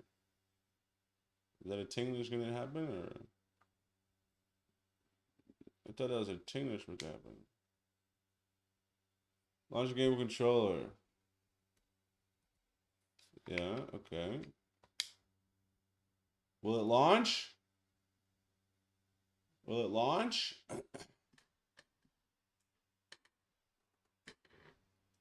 It's not launching. This doesn't seem to be launching by any means. Yo, what's up? Is this launching? It's not launching, bro. Oh, also we'll get the OBS studio so we can go on Unmingle and completely roast everybody. Oh, you guys, you don't even understand when we got loaded up in the shit. Write it down so I don't forget. Yes, and also remember that. Next to it is get OBS ready.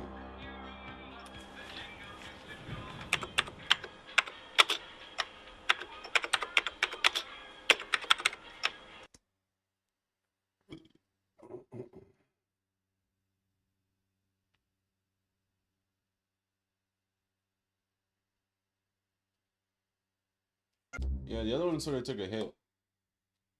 What other one? The hold on.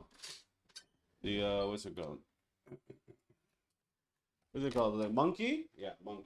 That's what it was called. One second. I'll be back. I gotta run.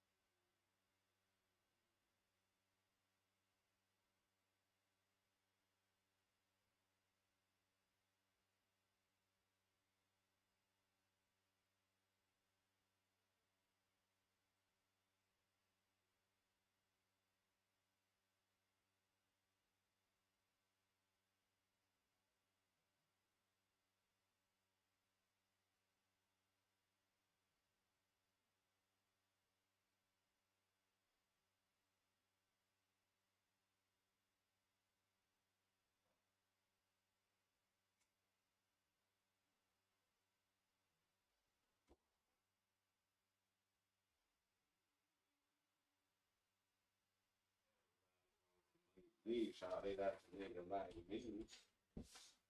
I'm still here. I'm still here, guys, bro.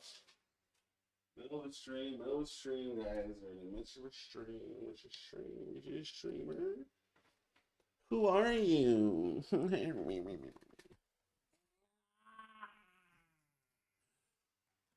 Everybody wants to meet with a nigga like me. With a nigga like me. All you wanna do is party with me. A nigga like me. A nigga like me. Ah. Oh yeah, we were gonna turn the light off and then I realized you can't because there's no spotlight.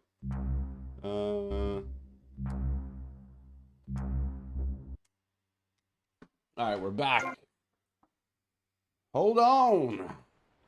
Hold on, boy. Hold on now, boy. Have you been to the zoo? Animals are naked. I can't even, you know? You gotta turn the music off or else can't play the game, buddy. I still don't understand this ginger group. What is this? You guys are not gangster, dog. Now stay away from at me. all. Get out of the way. Get out of the way. Don't get in the way. Like you're gonna run and then you're just gonna get in the way of your own murder. I don't want to be that guy. You guys, if you guys haven't noticed, we kind of had to tone it down on the swearing thing because there's a whole science to YouTube that you guys don't understand. It's like, even if they don't deem it as like swearing or no potential earning problem, it's still like underlying thing of like, hey, there's too much swearing in this video. Let's give it to our non-top tier 1 advertisers. And on YouTube, you want tier 1 advertisers because your videos make more money. Okay, so we kind of had to clean up. We'll find new and creative ways to insult anyone. But for right now, this is the situation. I'm giving you guys the real. Get out of the way, Jack. All right, where to first? Oh my gosh, the biker thing, the biker mission. It's literally the only mission on the map, dude.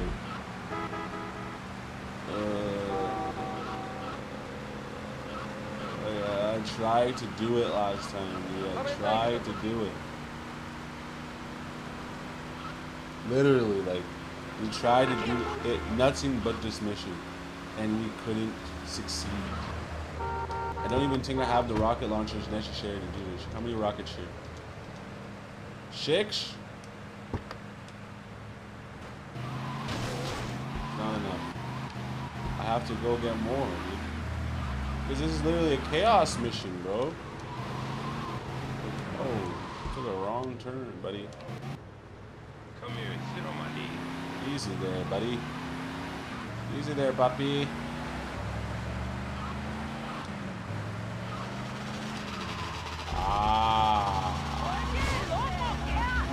Made a mistake.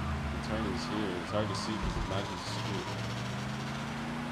Skirt, skirt, skirt, baby. Alrighty. Oh, at me?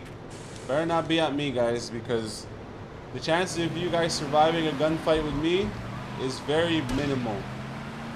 I'm fully loaded, dude. I'm fully loaded. I have all the artillery, all the things. So I'm not the guy you want to mess with. Not today. I need a new car, man. That car is just absolutely embarrassing. That car is absolutely embarrassing, man. Woo! This one shoots literal flames from the shot. Literal flames. Why would I?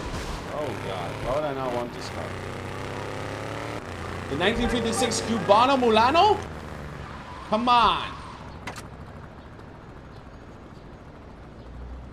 Alright, now we have all the rockets. We have the fire car. Now before we go into this mission, burning and mutilating everybody,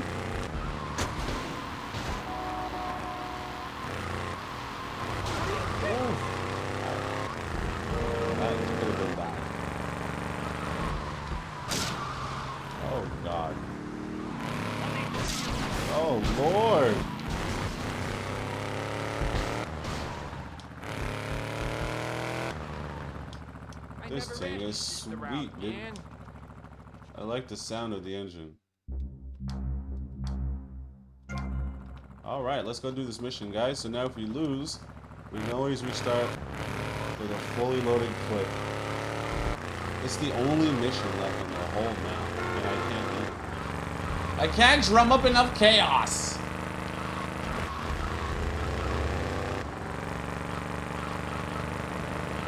I can't seem to drum up enough chaos, so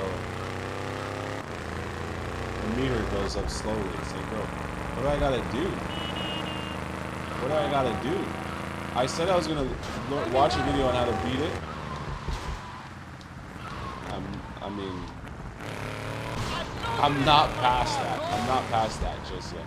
I'm not past the idea of having to look up a tutorial on how to beat it, dude. I'm not past that idea at all. Because I don't know how we're gonna beat this mission, dude. I'm gonna try once, twice, that's it. Oh god, what are we doing? Come on. This is Rotterdam, 17 South, downtown. Okay. Respond to attend, 21 South, downtown. Oh my god. This is Rotterdam, 21 South, downtown. Bro, this man's gonna put me in the coffin. Respond to attend, 19 South, downtown. And the cops aren't even counting, it's bodies. Respond to attend, 21 South, downtown. The cops aren't counting, it's bodies. Respond to attend, 21 South, downtown. Respond to attend. They're not counting as bodies. Downtown. Dunzos, buddy. We're not gonna get anywhere like this. We're not gonna get anywhere like this. This is pathetic. This is absolutely pathetic, bro. Respond to attend, 21 South, downtown. This is absolutely pathetic. Okay, you know what? Like I said, I'll find out how to beat this mission and then we'll come back to it. Because I can't keep losing to this mission time and time again in front of you guys. It's absolutely like, it's ridiculous at this point. It's disgusting. So I'm going to quit the game here really quickly and I will see you guys. Or hey, be careful. I'll see you guys tomorrow. I'll see you guys tomorrow because there's no way we're gonna do this, dude. That's gonna be embarrassing. We gotta figure out how to do that so we don't look so stupid online. Anyway, yeah, that's it. That's today's stream, guys. I appreciate you guys tuning in with the boy. Appreciate you guys tuning in with the boy. We got about 2.5 hours. 2.5 hours. We did a 3.5 hour stream today actually because we were on Kick and such. Anyway, I appreciate you guys. I will see you guys all tomorrow. Tune in tomorrow. Same channel, same back channel, same all of that. Okay? I love you. Be safe, peacemakers. Be safe.